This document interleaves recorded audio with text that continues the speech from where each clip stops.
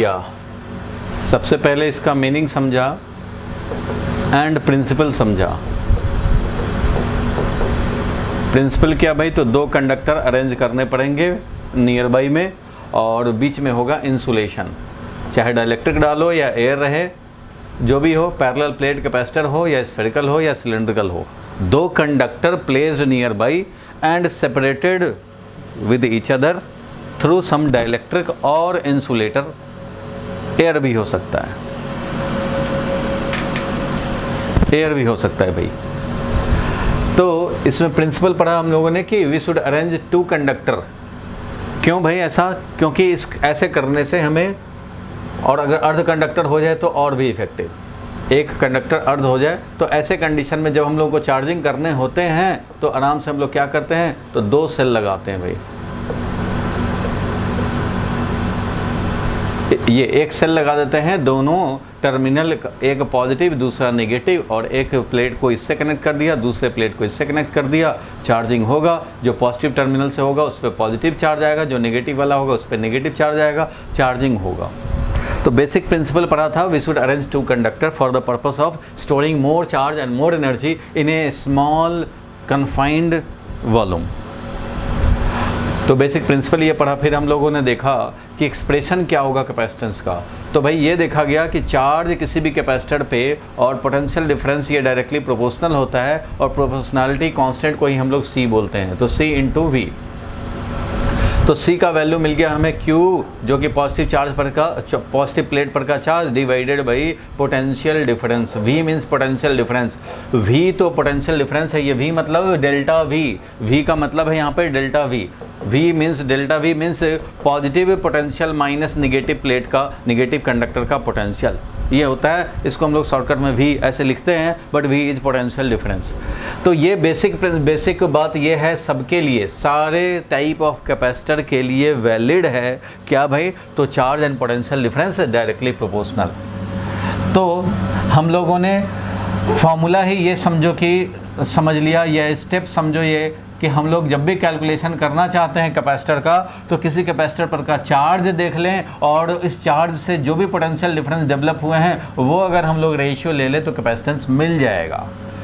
क्योंकि भाई अगर 1 वोल्ट से चार्ज करोगे और 4 माइक्रो कूलम अगर मान लो कैपेसिटेंस से charge divided by potential difference, 1 volt डालोगे 4 माइक्रो कूलम चार्ज आया, इसका मतलब 4 माइक्रो फैराड कैपेसिटेंस हो गया। अब ये 4 माइक्रो फैराड आया है कैपेसिटेंस, ये हमारा मीडियम डिपेंडेंट होता है, चार्ज से इंडिपेंडेंट होता है। मीडियम, प्लेट एरिया, सेपरेशन, इन सब पे डिपेंड करता है, ना कि हमारा चार्जिंग एक्सटेंट पे डिपेंड करता है। ये हम लोगों ने देखा इंडिपेंडेंट ऑफ चार्ज। अगर तुम इसको सेल लगाते 2 वोल्ट का, तो 2 वोल्ट से चार्जिंग करोगे 2 वोल्ट सेट हो जाएंगे, लेकिन यहाँ आएगा 8 माइक्रो कूलम। क्यों? क्योंकि इसका कैपेसिटेंस है 4 माइक्रो फैराड। तो जब 4 माइक्रो फैराड है तो ये हमारा इंडिपेंडेंट ऑफ चार्ज एक्सटेंट है। अगर हमने 3 वोल्ट से चार्जिंग करेंगे, 3 वोल्ट से चार्जिंग करेंगे तो ये अपने आप क्या हो जाएगा, 12 माइक्रो कूलम आएगा, सच दैट की ratio will remain again 4 micro farad. तो independent of charging extent, slightly charge किए या हेविली चार्ज किए या बहुत हेविली चार्ज किए या चार्ज नहीं किए, उससे कोई फ़र्क नहीं पड़ता है, हमारा कैपेसिटेंस जितना होगा। अब एक बकेट है तो बकेट 10 लीटर का कैपेसिटी वाला है, तो तुम चाहे 1 ग्लास वाटर डालो या 2 बकेट डाल दो इसमें, या 4 बकेट डालने की कोशिश करो, जो भी करना है करो। वाटर कितना इसमें है उससे मतलब नहीं है कैपेसिटी को। तो जिस तरह से बकेट का capacity independent of extent of water डाले हैं या नहीं डाले हैं, इससे भी कोई मतलब नहीं है। वैसे ही चार्ज स्टोर करने के लिए है, एनर्जी स्टोर करने के लिए है, लेकिन ये कितना एनर्जी या चार्ज स्टोर करके रखा है उससे कैपेसिटेंस को लेना देना नहीं है। किससे लेना देना भाई? तो लेना देना बस सिर्फ इस बात से है कि इसके बीच में मीडियम क्या है और इसका प्लेट एरिया क्या है, सेपरेशन क्या है, शेप क्या है। पैरेलल प्लेट है तो ये है, और स्फेरिकल होगा तो अलग हो जाएगा भाई। 4 pi epsilon not R1 R2 divided by R2 minus R1, ये याद होगा। हम लोगों ने स्फेरिकल के लिए ये ऑब्टेन किया था, और अगर आइसोलेटेड स्फेयर हो जाए तो उसका होता था 4 pi epsilon not capital R। किसी भी कैपेसिटेंस के एक्सप्रेशन में ज्योमेट्रिकल टर्म आएंगे, plate area, size, size separation ये आएंगे, मीडियम आएंगे, कभी भी चार्ज नहीं आता, इसलिए चार्ज से इंडिपेंडेंट है। सिलिंड्रिकल अगर होगा तो सिलिंड्रिकल का भी कैपेसिटेंस हम लोगों ने लास्ट क्लास में ऑब्टेन कर लिया था, 2 पाई epsilon not L divided by, याद होगा, log R2 अपॉन R1, ऐसा हम लोगों ने ऑब्टेन किया था। एक R1 रेडियस का सिलेंडर है, एक R2 रेडियस का सिलेंडर है, इसलिए कैपेसिटेंस इंडिपेंडेंट ऑफ चार्ज है। ये सब बात हम लोगों ने डिस्कस किया था। और हर तरह के एक्सप्रेशन स्फेरिकल के लिए, पैरेलल प्लेट के लिए, सिलिंड्रिकल के लिए, और कभी कैपेसिटर में हम लोग पार्शियली डाइलेक्ट्रिक डाल दें तो इसका कैपेसिटेंस क्या हो जाएगा, ये भी देखा था हम लोगों ने। कितना भाई, तो epsilon not A divided by D minus T thickness का स्लैब डाला है K डाइलेक्ट्रिक कांस्टेंट वाला, K डाइलेक्ट्रिक कांस्टेंट वाला। तो ये K डाइलेक्ट्रिक कांस्टेंट वाला डाला है, तो यहाँ पे D minus T plus T by K होता है। एक ही डाइलेक्ट्रिक डाला T थिकनेस का, तो मल्टीपल स्लैब्स डालते हैं तो क्या हो जाता है भाई, तो मल्टीपल स्लैब्स बहुत सारे, जब T1 thickness, T2 thickness, T3 thickness, बहुत सारे जब स्लैब्स डाल देते हैं तो इस कंडीशन में क्या बन जाएगा कैपेसिटेंस, तो वैसा ही expression 4 pi epsilon not A divided by D minus T के बदले में लिखते हैं समेसन T, और प्लस लिखते हैं summation T upon K, means TI upon KI, और यह है TI। तो ये एक्सप्रेशन बन जाता है for multiple slab. Multiple slab होगा तो ये है, सिंगल स्लैब है तो ये है। स्लैब का जो भी डाइलेक्ट्रिक कांस्टेंट है वो डालेंगे। अगर ये कंडक्टर है, अगर ये कंडक्टिंग स्लैब डाल दिया तो वो कंडक्टर का भी स्लैब है, समझो इस तरह से। ये है प्लेट, इस तरह से प्लेट है भाई, और ये हमने इसमें स्लैब डाल दिया। ये चलो येलो कलर का ये स्लैब डाल दिया हमने, ये येलो कलर वाला स्लैब है, समझो यही डाइलेक्ट्रिक स्लैब है। पैरेलल प्लेट कैपेसिटर था और इसमें हमने ये स्लैब डाल दिया है, तो ये K डाइलेक्ट्रिक कांस्टेंट वाला स्लैब डाल दिया, तो उसका ये है। अगर हमने कंडक्टर डाल दिया तो K का वैल्यू इनफाइनाइट हो जाएगा, वो रख देंगे। कोई दूसरा मीडियम डाला है उसका रखेंगे, मल्टीपल स्लैब डालेंगे, ये फॉर्मूला यूज़ करेंगे। यही सब हम लोगों ने देखा था।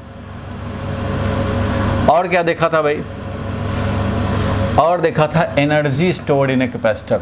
एनर्जी कितना स्टोर्ड होता है भाई कैपेसिटर में, भुवनेश बताना जरा, एनर्जी कितना स्टोर्ड होता है इनसाइड ए चार्ज कैपेसिटर, कितना एनर्जी स्टोर्ड होगा। वो फॉर्मूला हम लोगों ने लास्ट क्लास में ऑब्टेन किया था, कितना, हाफ CV। कैपेसिटर में एनर्जी स्टोर्ड देख लिया हम लोगों ने। एनर्जी का और भी एक्सप्रेशन था भाई, और क्या था, Q स्क्वायर अपॉन 2C, जितना चार्ज स्टोर्ड है डिवाइडेड बाई 2C, और ये होता था half Q into potential difference. Q को ही तो CV नॉट लिखते हैं, CV नॉट स्क्वायर हो जाएगा। तो ये 3 एक्सप्रेशन हैं इसके, 3 एक्सप्रेशन है। 3 एक्सप्रेशन में से कोई भी आप यूज़ कर सकते हैं depending on the condition. Question में क्या कंडीशन दिया हुआ, तनिष्का क्लियर है यहाँ तक, बोलो तरुण। बोला कर भाई, बीच में बोला कर, हमें तो पता लगे कौन समझ में आ रहा है, किसको नहीं आ रहा है। अगर कोई प्रॉब्लम हो तो पूछ लिया कर भाई, मैं तो इसीलिए तो हूँ तुम्हारे डाउट डिस्कस करने के लिए। तो डाउट पूछो, इसमें जो भी तुम्हें दिक्कत हो रही है, और जो भी अगर मिस होता है क्लास तो आप उसको कवर करें। मैं तो कितना अच्छा फैसिलिटी तुम्हें दे रखा है कि क्लास के बाद तुम्हें वीडियो भी हम लोग रिकॉर्ड करके मैं डाल देता हूँ। अब इससे ज़्यादा मैं सपोर्ट क्या करूँगा। और आप में से कुछ लोग अगर ये समझ रहे हैं कि अच्छा चैप्टर 1 हो गया, चैप्टर 2 हो गया, अब मैं किसी भी लेवल के क्वेश्चन को करने लगूं, तो ऐसा करेंगे तो आप फ्रस्ट्रेशन के शिकार हो सकते हैं। क्यों, क्योंकि फ़िज़िक्स में लेवल जो है ना, CBSE या स्कूल लेवल का जो फिज़िक्स है, NCERT और SL अरोरा और बोर्ड बेस्ड फिज़िक्स, और एंट्रेंस लेवल, एडवांस लेवल के फ़िज़िक्स, इन दोनों में डिफरेंस है, बड़ा डिफरेंस है। तो अभी क्या है कि हम लोग स्पीड भी मेंटेन करने हैं, चैप्टर का कवरेज भी करने हैं, सच डैट कि स्कूल में टेस्ट हो, एग्ज़ाम हो, तो आपका उसमें भी परफॉर्मेंस दिखे। अगर मैं अभी ही चैप्टर 1 और 2 के एडवांस लेवल के भी क्वेश्चन और कराने लग जाऊं तो न्यूमेरिकल की कमी नहीं है, हज़ारों न्यूमेरिकल यही 2 चैप्टर में कराए जा सकते हैं, और आप कर सकते हैं, धीरे धीरे करके लेवल बढ़ा सकते हैं। लेकिन अभी अगर ये करूँगा मैं तो सिलेबस चला जाएगा मार्च अप्रैल तक नेक्स्ट, जो कि आपके पास टाइम है नहीं। आपके नवंबर में प्री बोर्ड होते हैं। सो इसको हम लोग कंसिडर करते हुए अक्टूबर तक सिलेबस फिनिश कर देना है, बोर्ड लेवल तक आपका तैयार हो जाए, स्कूल में परफॉर्मेंस चकाचक हो जाए, एकदम चमकने लगे स्कूल में परफॉर्मेंस। उसके बाद 5 मंथ 4 मंथ जो हम लोग करेंगे लेवल का इंक्रीमेंट करेंगे। वैरायटी ऑफ क्वेश्चन फिजिक्स में है, लेवल का बड़ा डिफरेंस है, इसलिए बहुत स्कोप है। केमिस्ट्री में हो सकता है कि बहुत कम डिफरेंस होता है, सीबीएसई और एडवांस या नेट जेई लेवल, तो बहुत कम डिफरेंस होता है, तो ऑलमोस्ट 80% आपको वैसे भी बनने लग जाते हैं केमिस्ट्री में। अगर एक बार आपने कर लिया थोरोली एनसीईआरटी बेस्ड भी, तो केमिस्ट्री में 80% 70% अपने आप होने लग जाते हैं। बट फिज़िक्स में आप सोचेंगे कि नहीं एनसीईआरटी और ये लेवल कर लिया बोर्ड लेवल, तो आप सोचेंगे कि हमारा भी 80% बनने लग जाए, एडवांस का भी क्वेश्चन उठा लें तब भी, तो वैसा नहीं हो पाएगा, आपके 40-50% ही बनेंगे। तो इस कंडीशन में आप सोचेंगे अच्छा मेरा तो हो गया, अभी तक होगा ही नहीं। अरे 5-10% एक्स्ट्रा जो होते हैं एंट्रेंस के क्वेश्चन सिलेबस, वो 5-10% एक्स्ट्रा भी बताने पड़ेंगे, वो भी होगा। और लेवल ऑफ क्वेश्चन डिफरेंस हो जाता है। अभी तो आपका फॉर्मूला बेस्ड ज़्यादातर क्वेश्चन होते हैं बोर्ड में, लेकिन बाद में आपको बहुत घुमा घुमा के क्वेश्चन पूछे जाते हैं। 11th के कॉन्सेप्ट भी आएंगे, 12th के जब हाई लेवल क्वेश्चन बनते हैं तो उसमें 2-3 चैप्टर के कॉन्सेप्ट को मिक्स किया जाता है। किसी एक चैप्टर में वीक पड़ा तो बच्चा फंस जाएगा।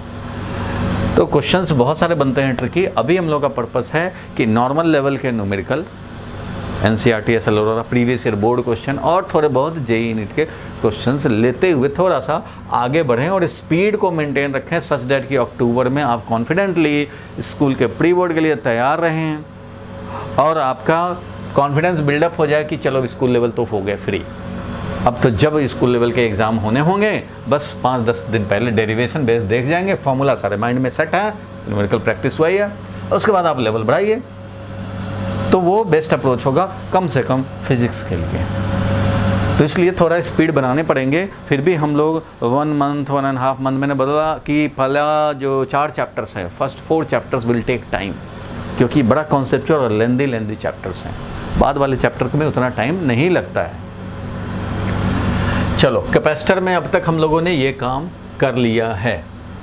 Basic principle, type of capacitor, सबके एक्सप्रेशन, और एक्सप्रेशन कैपेसिटर का निकालने के लिए फॉर्मूला क्या यूज हुआ भाई, तो यही कि चार्ज एस्यूम करो, स्टेप 1 था क्यू चार्ज एस्यूम कर लो पॉजिटिव प्लेट पे, माइनस क्यू नेगेटिव पे आ जाएगा। उसके बाद क्या करना है भाई, तो पोटेंशियल डिफरेंस कैलकुलेट करने हैं। ड्यू टू दिस चार्ज जो भी इलेक्ट्रिक फील्ड सेट हुआ, इस चार्ज को लेने के बाद जो इलेक्ट्रिक फील्ड सेट हुआ उसके चलते जो पोटेंशियल डिफरेंस बना वो कैलकुलेट करो, स्टेप नंबर 2। और थर्ड स्टेप में रेशियो ले लो भाई, पोटेंशियल डिफरेंस रेशियो लो और कैलकुलेट कर लो, मिल जाएगा तुम्हें कैपेसिटेंस का एक्सप्रेशन। सब में तो यही काम किया है। और फाइनली हम लोगों ने लास्ट क्लास में एनर्जी स्टोर निकाला। आज का क्लास जो मेन फोकस्ड होगा वो होगा थोड़ा सर्किट सीरीज पैरेलल देखें। और एक और चीज़, एक और कॉन्सेप्ट वेरी वेरी इंपॉर्टेंट है कि डाइलेक्ट्रिक हम लोग कैपेसिटर में डालते हैं। कोई चार्ज्ड कैपेसिटर में हमने डाइलेक्ट्रिक डाला तो उसका क्या इफेक्ट होगा, इसके एनर्जी स्टोर्ड में, इसके पोटेंशियल डिफरेंस में, अंदर के इलेक्ट्रिक फील्ड में, चार्ज ऑन द प्लेट में और एनर्जी स्टोर्ड में, इन सब में क्या इफेक्ट आएगा if we insert dielectric inside a charged capacitor. तो पहले हम लोग यही डिस्कस करेंगे, तब हम लोग फिर सर्किट में चले आएंगे कि सीरीज और पैरेलल कॉम्बिनेशन में क्या क्या होता है, व्हीटस्टोन ब्रिज बनते हैं वो देखेंगे। तो जितना आज हो चाहे ठीक है भाई, लेकिन स्टार्ट करेंगे effect of dielectric insertion inside a charged capacitor. 2 case में, when charging cell is still connected, charging cell connected condition में है और तब डाइलेक्ट्रिक डाल रहे हैं, और एक है कि चार्जिंग करने के बाद ये हटा दिया गया, डिस्कनेक्ट कर दिया गया और तब डाइलेक्ट्रिक डाल रहे हैं। दोनों कंडीशन में effect on capacitance, effect on potential difference, effect on electric field, effect on energy and effect on electric field inside the capacitor, energy और इलेक्ट्रिक फील्ड। तो ये सब देखेंगे, जो जो पैरामीटर इसमें होते हैं वो सब देखेंगे। क्लियर है आज का टॉपिक? पहले डाइलेक्ट्रिक इंसर्शन का इफेक्ट देखेंगे क्योंकि पोलराइजेशन इन सब का काम आएगा, तो अभी हम लोग पहले इसको डिस्कस कर लें, फिर हम लोग सीरीज पैरेलल में देखेंगे।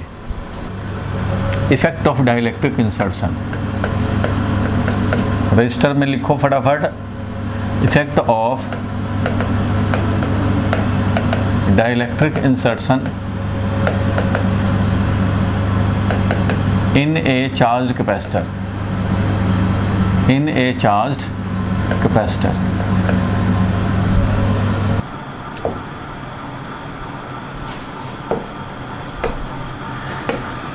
एक कॉलम बनाएंगे। देखो डाइलेक्ट्रिक इंसर्शन का इफेक्ट देखने हैं किसी चार्ज कैपेसिटर में, तो दो कंडीशन बनते हैं।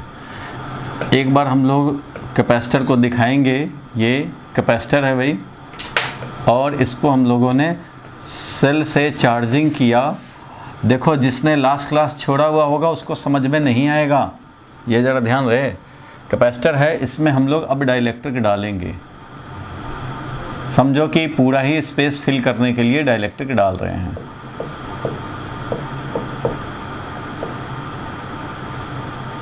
स्पेस बिटवीन द कैपेसिटर हम लोग डाइलेक्ट्रिक में डाल करके, और इसका कैपेसिटेंस जो हो जाएगा वो K टाइम्स C नॉट हो जाएगा, क्योंकि पहले है C not epsilon not A upon D, ये तो होता है कैपेसिटेंस। चार्जिंग सेल डिसकनेक्टेड, यहाँ पे हो गया, लिखो चार्जिंग सेल इज डिसकनेक्टेड, लिखते चलो। पूछेंगे आपको, सोच के बताने हैं। Charging cell is disconnected during insertion of a dielectric. और इधर भी हम लोग डायग्राम बनाएंगे, इसमें भी कैपेसिटर डाल रहे हैं।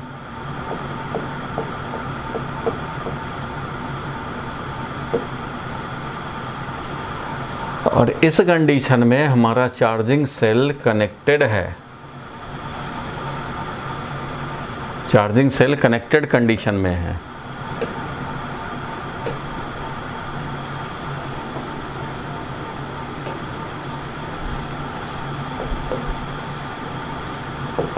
Charging cell still connected. आप भी इसको कॉलम बनाओ और जैसे जैसे पूछेंगे बताते चलना, मैं फिल इन द ब्लैंक करूँगा। Charging cell still connected while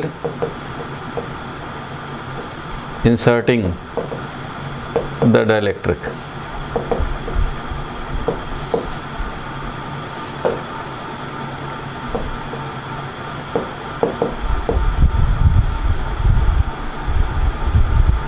दो है भाई, जब डाइलेक्ट्रिक डल जाएगा तो इसका भी तो भाई K टाइम्स C नॉट होगा ही, K times epsilon not A by D।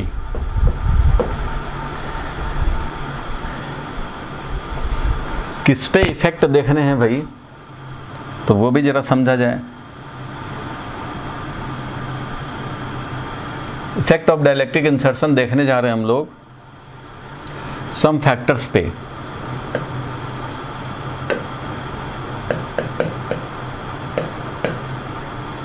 Factors on which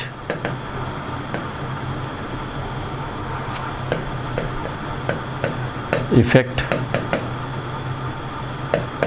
is to obtain। किस पे इफेक्ट, तो फैक्टर्स दिखा रहा हूं इधर।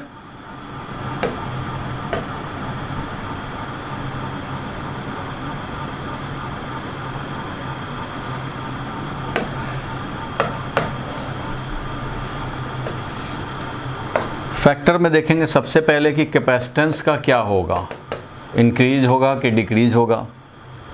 फिर देखेंगे charge on the capacitor, charge on capacitor. फिर देखेंगे हम लोग potential difference,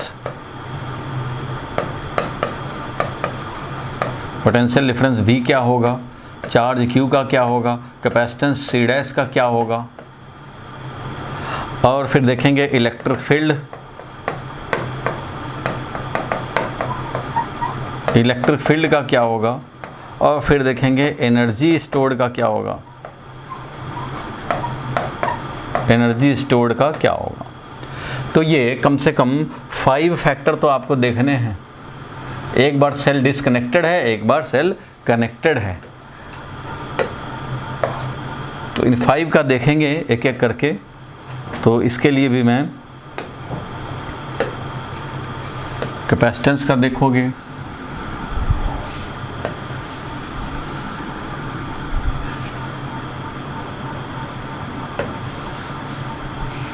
charge stored on the capacitor, दोनों केस में देखने हैं भाई। पोटेंशियल डिफरेंस भी देखने हैं, इलेक्ट्रिक फील्ड भी देखने हैं क्या इफ़ेक्ट होगा, और एनर्जी स्टोर्ड भी देखने हैं क्या इफ़ेक्ट होगा। चलो इसको हटाओ, ठीक है। इन सब में इफ़ेक्ट देखने हैं और एक एक करके सोच के बताने हैं भाई। बताओ भाई, पहले केस देख लेते हैं हम लोग। Cell disconnected, charging cell connect किया हम लोगों ने, चार्जिंग सेल, और ये जब चार्जिंग हो गया, कंप्लीटली चार्ज आ गया, इस पे Q आ गया, इस पे -Q आ गया, और इसको डिसकनेक्ट कर दिया हम लोगों ने। जब डिसकनेक्ट कर दिया, अब डाइलेक्ट्रिक डाल रहे हैं। तो चिराग बोलो क्या होना चाहिए? कैपेसिटेंस इंक्रीज होना चाहिए कि डिक्रीज होना चाहिए? पहले इसमें इंक्रीज होना चाहिए कि डिक्रीज होना चाहिए? हमें फिल इन द ब्लैंक करने हैं, इंक्रीज, डिक्रीज या रिमेन सेम। दोनों सिचुएशन में इन 5 फैक्टर्स पे देखने हैं, 5 फैक्टर्स पे देखने हैं। तो बताओ भाई, पहले वाले में कैपेसिटेंस सेल डिसकनेक्टेड है और डाल दिया डाइलेक्ट्रिक, तो क्या होना चाहिए? क्या होना चाहिए भाई? क्या हो रहा है भाई?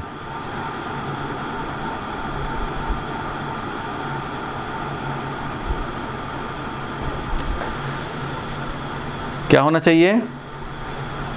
इंक्रीज की डिक्रीज या रिमेन कांस्टेंट?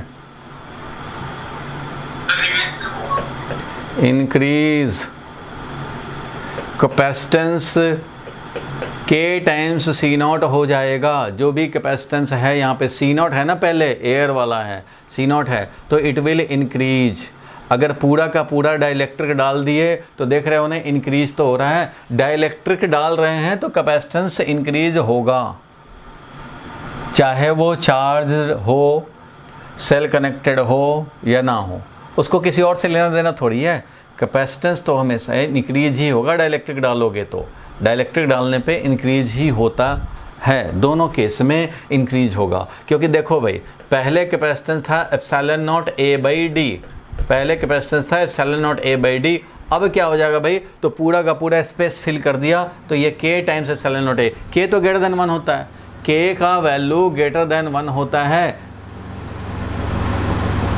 कोई भी डाइलेक्ट्रिक डालोगे K ग्रेटर देन 1 होगा, क्योंकि K का वैल्यू 1 किसके लिए होता है? सिर्फ 1 होता है एयर या वैक्यूम के लिए। तो भाई एयर था तो 1 था K, ε0 था ये। लेकिन अब जब दूसरा मीडियम डालोगे तो उसमें क्या हो जाएगा भाई? तो ε0 इंटू K हो जाएगा। तो K का वैल्यू हमेशा, परमिटिविटी का वैल्यू, जो हमारा परमिटिविटी एयर या वैक्यूम का है, उससे ज़्यादा ही होता है किसी मीडियम का। सबका K से ज़्यादा ही होता है, किसी का K = 1 मिनिमम होता है, वो है एयर या वैक्यूम के लिए। तो K का वैल्यू 2 हो, किसी का 5 हो, किसी का 3 हो, किसी का 81 हो, वाटर का 81, तो ये तो इंक्रीज ही हो गया ना, K टाइम्स हो गया। पूरा स्पेस भर गया उसी डाइलेक्ट्रिक से, तो K टाइम्स हो गया। अगर पूरा स्पेस ना भी भरें, पार्शियल भी भरेंगे ना, तब भी कैपेसिटेंस इंक्रीज ही होगा। कैसे? इस बात को भी हम लोग समझ सकते हैं, इस बात को भी हम लोग समझ सकते हैं। देखो मैं बताता हूँ कैपेसिटेंस का कैसे इंक्रीमेंट। तो देखो, समझने के लिए मैं बताऊँ, अगर पार्शियल भी डालते हैं किसी कैपेसिटर में, मान लो हमने पार्शियल ही डाला, ध्यान से समझना, अगर हमने पार्शियल ही डाला तो इसका कैपेसिटेंस क्या होता था? ε0 A divided by D - T + T/K, ये होता था। बोलो, यही होता था ना, D - T + T/K। तो अगर तुमने डाइलेक्ट्रिक अगर पार्शियल भी डाला है, पूरा डालोगे तब तो सीधा K टाइम्स हो जाएगा। अगर पार्शियल भी डालते हो तो क्या हो जाएगा वो देखो। तो न्यूमरेटर तो वही है, देखो भैया, ε0 A/D होता था C0 का वैल्यू जो पहले था एयर वाले में। अब तुमने डाइलेक्ट्रिक डाला, पार्शियल ही भले ही डाला, लेकिन जब डाइलेक्ट्रिक डाल दिया तो अब हमारा कैपेसिटेंस क्या होता है, तो epsilon not a by D minus T plus T by के। तो यहाँ डिनोमिनेटर में देखो, न्यूमरेटर तो वही है, न्यूमरेटर तो हमारा वही है, बट डिनोमिनेटर में देख रहे हो कि डिनोमिनेटर में जो डी था उसमें हमने टी सब्ट्रैक्ट किया और कुछ ऐड किया, ये हो गया न्यू डिनोमिनेटर। तो यहाँ देखो कि डी में डिनोमिनेटर जो है तुम्हारा, उसमें जितना सब्ट्रैक्ट किए हो उससे कम ऐड किए हो। t बाई के will be less than T. क्यों भाई, k का वैल्यू ग्रेटर देन 1 है, इसलिए k का वैल्यू ग्रेटर देन 1 होता है। जब भी कोई डाइलेक्ट्रिक डालोगे तो k का वैल्यू तो ग्रेटर देन 1 होगा। कुछ ना डालो, एयर का एयर ही रह जाए तब ना k 1 है। कुछ भी दूसरा मीडियम डालोगे तो अब क्या k ग्रेटर देन 1 है। तो जब t बाई के ग्रेटर देन 1, मान लो 2 भी रखा तो ये तो t बाई 2 हो गया, ये लेस देन t हो गया। इट मीन्स t बाई के इज लेस देन t। तो डिनोमिनेटर जो पहले d था, अब क्या हुआ, डिनोमिनेटर जो है वो d minus T plus T by के हुआ। मीन्स हमने कुछ सब्ट्रैक्ट किया लेकिन उससे कम ऐड किया, ज़्यादा सब्ट्रैक्ट किया। मान लो ये 20 था, 20 में हमने 4 सब्ट्रैक्ट कर दिया और 3 ऐड कर दिया, यही हाल हुआ है। डिनोमिनेटर में जितना सब्ट्रैक्ट किया उससे कम ही ऐड किया, 4 सब्ट्रैक्ट किया और 3 ऐड किया, तो ओवरऑल सब्ट्रैक्ट हुआ तो डिक्रीज ही करेगा ना डिनोमिनेटर। डिनोमिनेटर डिक्रीज किया इसलिए capacitance will increase. Denominator will decrease, it means capacitance will increase. So हर हाल में कैपेसिटेंस को इंक्रीज करना है, चाहे पार्शियली फिल करो, डाइलेक्ट्रिक डालो, या फुल्ली इसको फिल्ड कर दो। Capacitance will increase and increment in capacitance is purely dielectric based. और कोई भी डाइलेक्ट्रिक डालेंगे तो उसका डाइलेक्ट्रिक कांस्टेंट यानी कि रिलेटिव परमिटिविटी ग्रेटर देन 1 होता है, इसलिए कैपेसिटेंस तो भाई बढ़ेगा ही। फुल्ली अगर स्पेस ऑक्युपाई कर दिया हमने दूसरे डाइलेक्ट्रिक से तो सीधा k टाइम्स हो जाएगा, और अगर पार्शियल किया तब भी इंक्रीमेंट होगा, क्योंकि पार्शियल भी डालते हैं तब भी क्या होता है, डिनोमिनेटर में कुछ सब्ट्रैक्ट करते हैं और उससे कम ही ऐड करते हैं।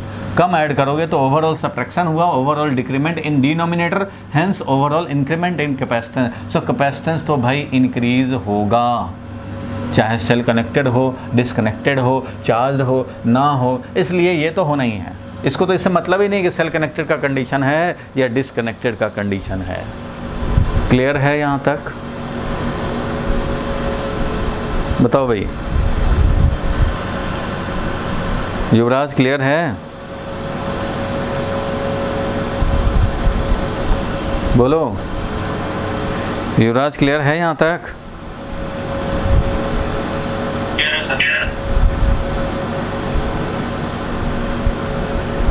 चलो क्लियर है तो आगे बढ़ते हैं। इसको मैं डिलीट कर देता हूँ, हटा देता हूँ, इसका एक्सप्लेनेशन समझ गया। पार्शियल है तब भी इंक्रीमेंट और कंप्लीटली है तब भी इंक्रीमेंट तो होना ही है। सो कैपेसिटेंस विल इंक्रीज। अब मैं बात करूँगा चार्ज की। तो चलो भाई चार्ज की बात की जाए, चार्ज पे हम लोग आ जाते हैं। चार्ज देखते हैं तो पहले डिसकनेक्टेड कंडीशन में देखो भाई, पहले डिसकनेक्टेड कंडीशन में देखा जाए चार्ज का क्या होगा। तो बोलो भाई चार्ज का क्या होगा डिसकनेक्टेड कंडीशन में। तो डिसकनेक्टेड कंडीशन में हमने तो भाई सेल को हटा रखा है। अब सेल हमारा चार्ज करने के बाद ये हट गया है। अब जब डिसकनेक्टेड कंडीशन है, तुम डाइलेक्ट्रिक डालोगे तो क्या इसका चार्ज चेंज हो जाएगा? नहीं होगा। क्यों भाई? क्योंकि ये वाला जो प्लेट है और ये यहाँ तक, ये एक आइसोलेटेड सिस्टम है। एक प्लेट मान लो ये प्लेट है और ये इस तरह से वायर था और इधर सेल लगा हुआ था, अब ये इतना ही है। तो इसको ये प्लेट प्लस ये वायर सिस्टम जो कि सेल लगने के बाद भी ऐसे है, तो ये तो अब खुला है। अब यहाँ पे तो कुछ भी नहीं हो सकता, लूप ही नहीं बना तो भाई कोई चार्ज चेंज नहीं होगा। ये जो इतना जो हो गया यहाँ से लेकर के यहाँ तक, ये क्या है भाई? तो ये इलेक्ट्रिकली आइसोलेटेड सिस्टम है और इलेक्ट्रिकली आइसोलेटेड है तो इस पर चार्ज क्यू था तो वो क्यू ही रहेगा, और तो कहीं स्टोर हो नहीं सकता। सेल थोड़ी चार्ज स्टोर करता है, चार्ज तो प्लेट स्टोर किया हुआ है, ये पहले से स्टोर किया हुआ है अपना क्यू चार्ज।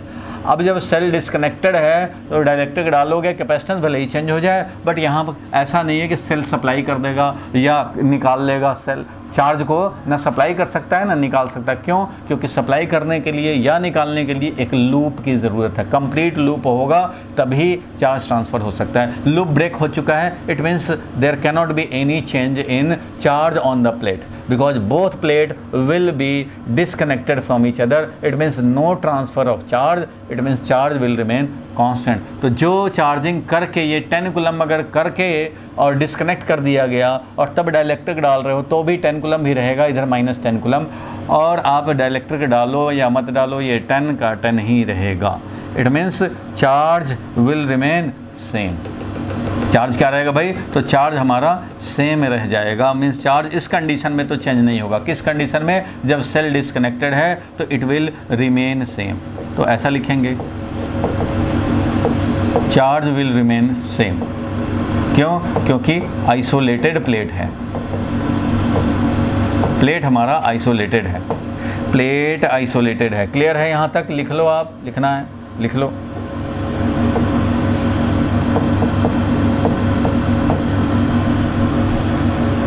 इसमें चार्ज तो चेंज होगा नहीं। चलो ये क्लियर हुआ, charge will remain same. Potential difference की बात करें, वही सेल डिस्कनेक्टेड, पोटेंशियल डिफरेंस की बात करें, चार्ज तो कोई चेंज कर नहीं सकता। पोटेंशियल डिफरेंस की बात करें तो देखो यहाँ पर ध्यान देने की ज़रूरत है। क्या भाई? तो जब भी डाइलेक्ट्रिक डालेंगे, इसके अंदर तो इलेक्ट्रिक फील्ड था E0, अंदर में इलेक्ट्रिक फील्ड था E0, लेकिन डाइलेक्ट्रिक जैसे ही डालेंगे वो E0 कम हो जाएगा क्योंकि डाइलेक्ट्रिक के अंदर इलेक्ट्रिक फील्ड का वैल्यू कम हो जाता है। सो न्यू पोटेंशियल डिफरेंस की अगर बात करूं मैं तो पहले पोटेंशियल डिफरेंस था E0 इंटू डी। पहले पोटेंशियल डिफरेंस था E0 into D. D is the separation between the two plate. E0 है electric field inside the two plate, दोनों प्लेट के बीच में ये इलेक्ट्रिक फील्ड E0 था। तो E0 इंटू डी था पहले पोटेंशियल डिफरेंस। अब जैसे ही डाइलेक्ट्रिक डाल दोगे अंदर में पोलराइजेशन हो जाएगा।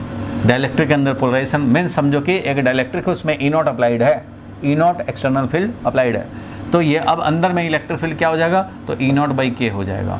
तो अब new potential difference will be equal to E0 by K into d, जो कि पहले वाला पोटेंशियल डिफरेंस से के टाइम्स कम हो जाएगा। Means potential difference will decrease, potential difference हमारा डिक्रीज करेगा भाई, क्योंकि डाइलेक्ट्रिक डाला जो फील्ड को कम कर देगा और फील्ड मल्टीप्लाइड बाई डी ही तो होता है पोटेंशियल डिफरेंस। तो फील्ड न्यू और डी वही, तो फील्ड न्यू जो हो गया E0 by K into D, E0 into D तो हमारा V0 था, तो V0 बाई के हो गया।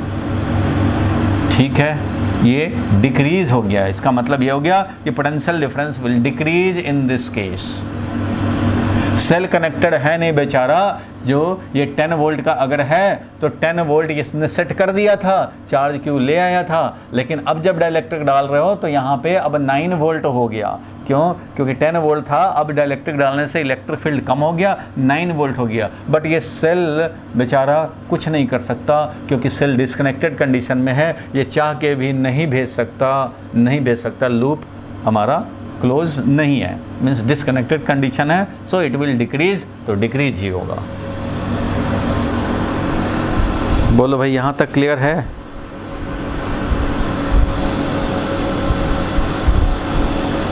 चिराग, कोई डाउट नहीं है इसमें? तो अब आगे इलेक्ट्रिक फील्ड की बात बोलो। ये तो तुम खुद बता सकते हो भाई, इलेक्ट्रिक फील्ड की बात बोलो। अब इलेक्ट्रिक फील्ड का क्या होगा?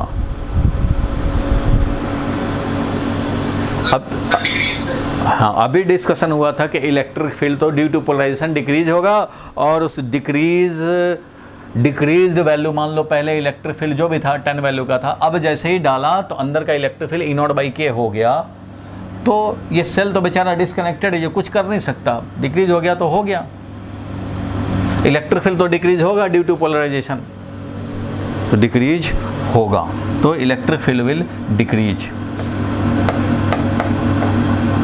और ये डिक्रीज होगा, कितना होगा? अगर कंप्लीटली अगर डाल दिए जाएं तो इलेक्ट्रिक फील्ड जो new electric field E dash होगा वो पहले वाला इलेक्ट्रिक फील्ड अपॉन के हो जाएगा। अगर हमने पूरा डाइलेक्ट्रिक डाल दिया है तो ये ड्यू टू पोलराइजेशन ये होगा, डिक्रीज हो गया। सेल हमारा डिस्कनेक्टेड है, इसलिए डिक्रीज्ड वैल्यू पे कोई रिएक्शन नहीं देगा, ये समझो मर चुका है, सेल है ही नहीं, तो फिर ये डिक्रीज हो जाएगा। पूरा स्पेस भरोगे तो k टाइम्स डिक्रीज हो जाएगा। Overall field between the two plates dielectric के अंदर कम हो गया, इसलिए आप बोलोगे कि पार्शियल ही डालेंगे तो पार्शियल डालेंगे तो भी डाइलेक्ट्रिक के अंदर तो डिक्रीज होगा, बाहर में वही ई नॉट रहेगा लेकिन अंदर डिक्रीज हो जाएगा। So average value of electric field between the two plate will also decrease. मतलब ये है कि ई नॉट था इलेक्ट्रिक फील्ड पूरे में, बट आप डाइलेक्ट्रिक डाल दिए तो थोड़ा सा स्पेस में तो डिक्रीज हो गया, तो ओवरऑल भी तो डिक्रीज हो गया। ओवरऑल अगर पूरे के लिए पूरे बिटवीन द टू प्लेट अगर हम लोग ओवरऑल फील्ड की वैल्यू बात करें तो फील्ड यहाँ ई नॉट है, यहाँ ई नॉट, यहाँ कम हो गया, तो एवरेजली कम ही हो गया ना। It means field inside the dielectric will be set to be reduced. Partial डालें या फुल्ली डालें, डिक्रीज होना है। फुल्ली डाल देंगे तो कोई डाउट ही नहीं है, सीधा k टाइम्स डिक्रीज हो जाएगा। क्लियर है यहाँ तक? चलो आगे बढ़ते हैं हम लोग, नेक्स्ट चलते हैं। इसमें एनर्जी की बात करें, एनर्जी स्टोर्ड का क्या होगा? बताओ भाई, एनर्जी स्टोर्ड का क्या होगा? एनर्जी का एक्सप्रेशन हम लोग निकाल चुके हैं, सो एनर्जी का क्या होगा? तो एनर्जी का देख लिया जाए। एनर्जी का फॉर्मूला क्या होता था? Energy is equal to half CV²। ये फॉर्मूला था, energy is equal to half CV²। अब इसको एनर्जी को हम लोग किससे लिखा जाए, क्योंकि ई से आप इलेक्ट्रिक फील्ड समझ लोगे, तो एनर्जी को En लिख देता हूँ। चलो En एनर्जी हाफ CV² है। अगर मैं बोलूँ अब कि बताओ एनर्जी का क्या होगा, इंक्रीमेंट होगा कि डिक्रीमेंट होगा? कैपेसिटेंस का क्या हुआ था? इंक्रीमेंट। देखो ये हाफ CV² है, हम लोग एनर्जी का देखना चाहते हैं, आप बताओ कि क्या होना चाहिए?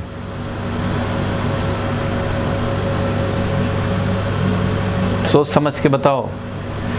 एनर्जी का 2-3 फार्मूला होता है। एक और एनर्जी का फार्मूला होता है Q²/2C, और एक और एनर्जी का फार्मूला En से लिख रहा हूँ, एनर्जी का फार्मूला वो होता है half Q × V, potential difference. तो बताओ यहाँ से एनर्जी का अगर हम लोग कंक्लूजन निकालना चाहें कि En का क्या होगा, एनर्जी का क्या होगा, तो हाफ CV²। कैपेसिटेंस तो भाई इंक्रीज हो रहा है, कैपेसिटेंस इंक्रीज हो रहा है, बट पोटेंशियल डिफरेंस तो डिक्रीज हो रहा है, पोटेंशियल डिफरेंस डिक्रीज हो रहा है, कैपेसिटेंस इंक्रीज हो रहा है। तो बताओ ओवरऑल एनर्जी का क्या होगा?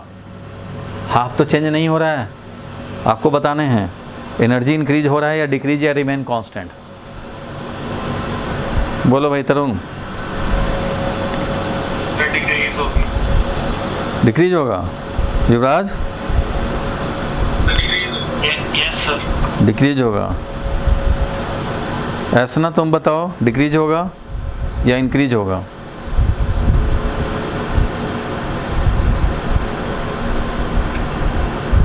भुवनेश बोलो भाई।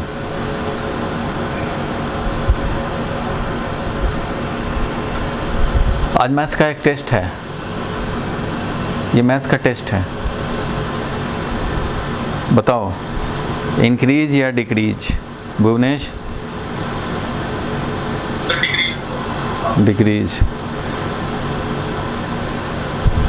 ऐसा ना बताओ, तुम्हें समझ में आ रहा है? कुछ क्लास तुम्हारे छूटे हैं। ऐसा ना सिंघाल?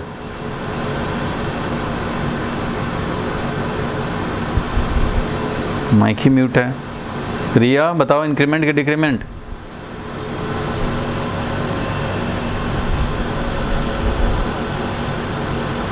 बताओ भाई रिया। इंक्रीमेंट। तनिष्का?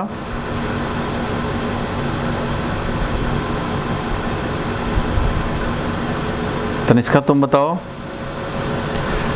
जो भी इंक्रीमेंट बोल रहे हैं या डिक्रीमेंट बोल रहे हैं वो अपना लॉजिक तैयार रखेंगे ज़रा, मैथमेटिकल लॉजिक। तनिष्का बताओ। माइक ऑन नहीं हो रहा तुम्हारा।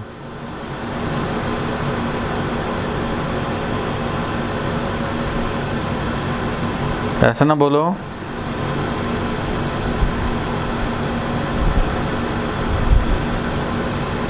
तुम्हारा भी माइक नहीं चल रहा है। चलो मैं बताता हूँ अब।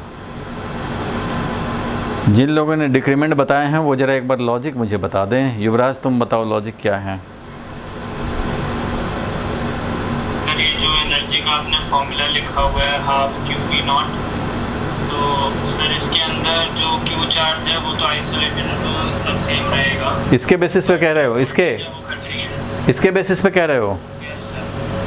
अच्छी बात है, पोटेंशियल डिफरेंस कम हो रहा है तो वो डिक्रीज होएगी। डिक्रीज होएगी। और सर ये सेकंड वाला फार्मूला भी आ रहा है, Q स्क्वायर बाई 2C है, तो इसके अंदर कैपेसिटेंस इंक्रीज हो रहा है, कैपेसिटेंस रेसिप्रोकल में है तो इसलिए वो कटिंग।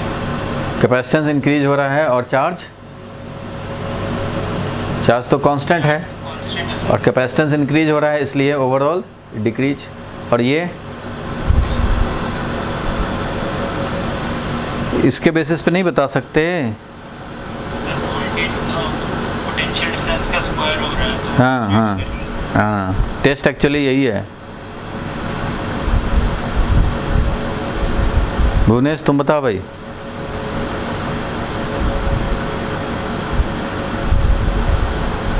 क्या लॉजिक है? इसके बेसिस पे मैं कंक्लूजन निकाल। हाँ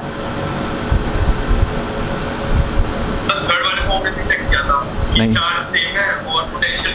ये दोनों लॉजिक सेम, ये दोनों लॉजिक ठीक है, करेक्ट है, बिल्कुल करेक्ट है। Charge constant, capacitance increasing so decreasing, charge constant, potential difference decreasing so decreasing, ये बिल्कुल फिट है। इससे कंक्लूजन इसके बेसिस पे लॉजिक चाहिए। ऐसा ना आवाज़ आ रही है तुम्हें? तो माइक तो तुम्हारा ऑन ही नहीं हो रहा।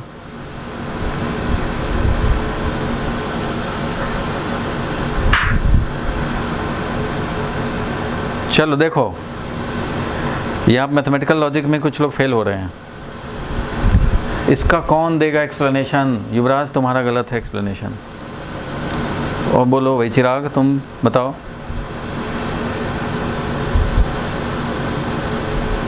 देखो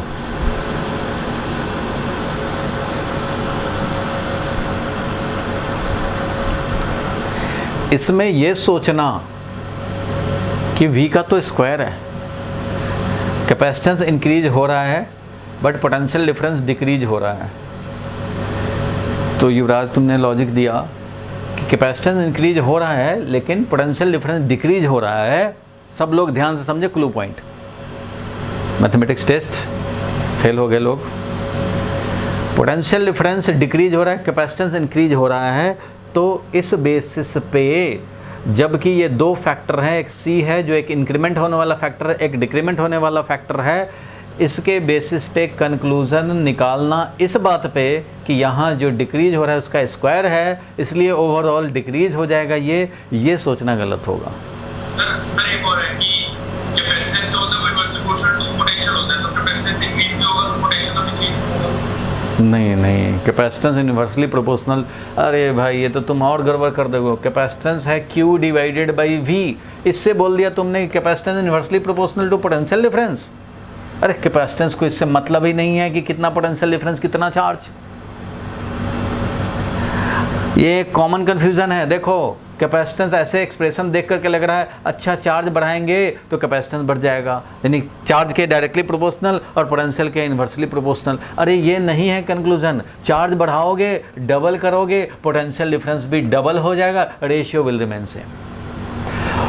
1 वोल्ट से चार्ज करोगे 2 माइक्रोकूलम चार्ज आया, 2 वोल्ट से चार्ज करोगे 4 माइक्रोकूलम चार्ज आएगा, 3 वोल्ट से चार्ज करोगे 6 माइक्रोकूलम चार्ज आएगा, 4 वोल्ट से चार्ज करोगे 8 माइक्रोकूलम चार्ज आएगा, रेशियो विल रिमेन सेम।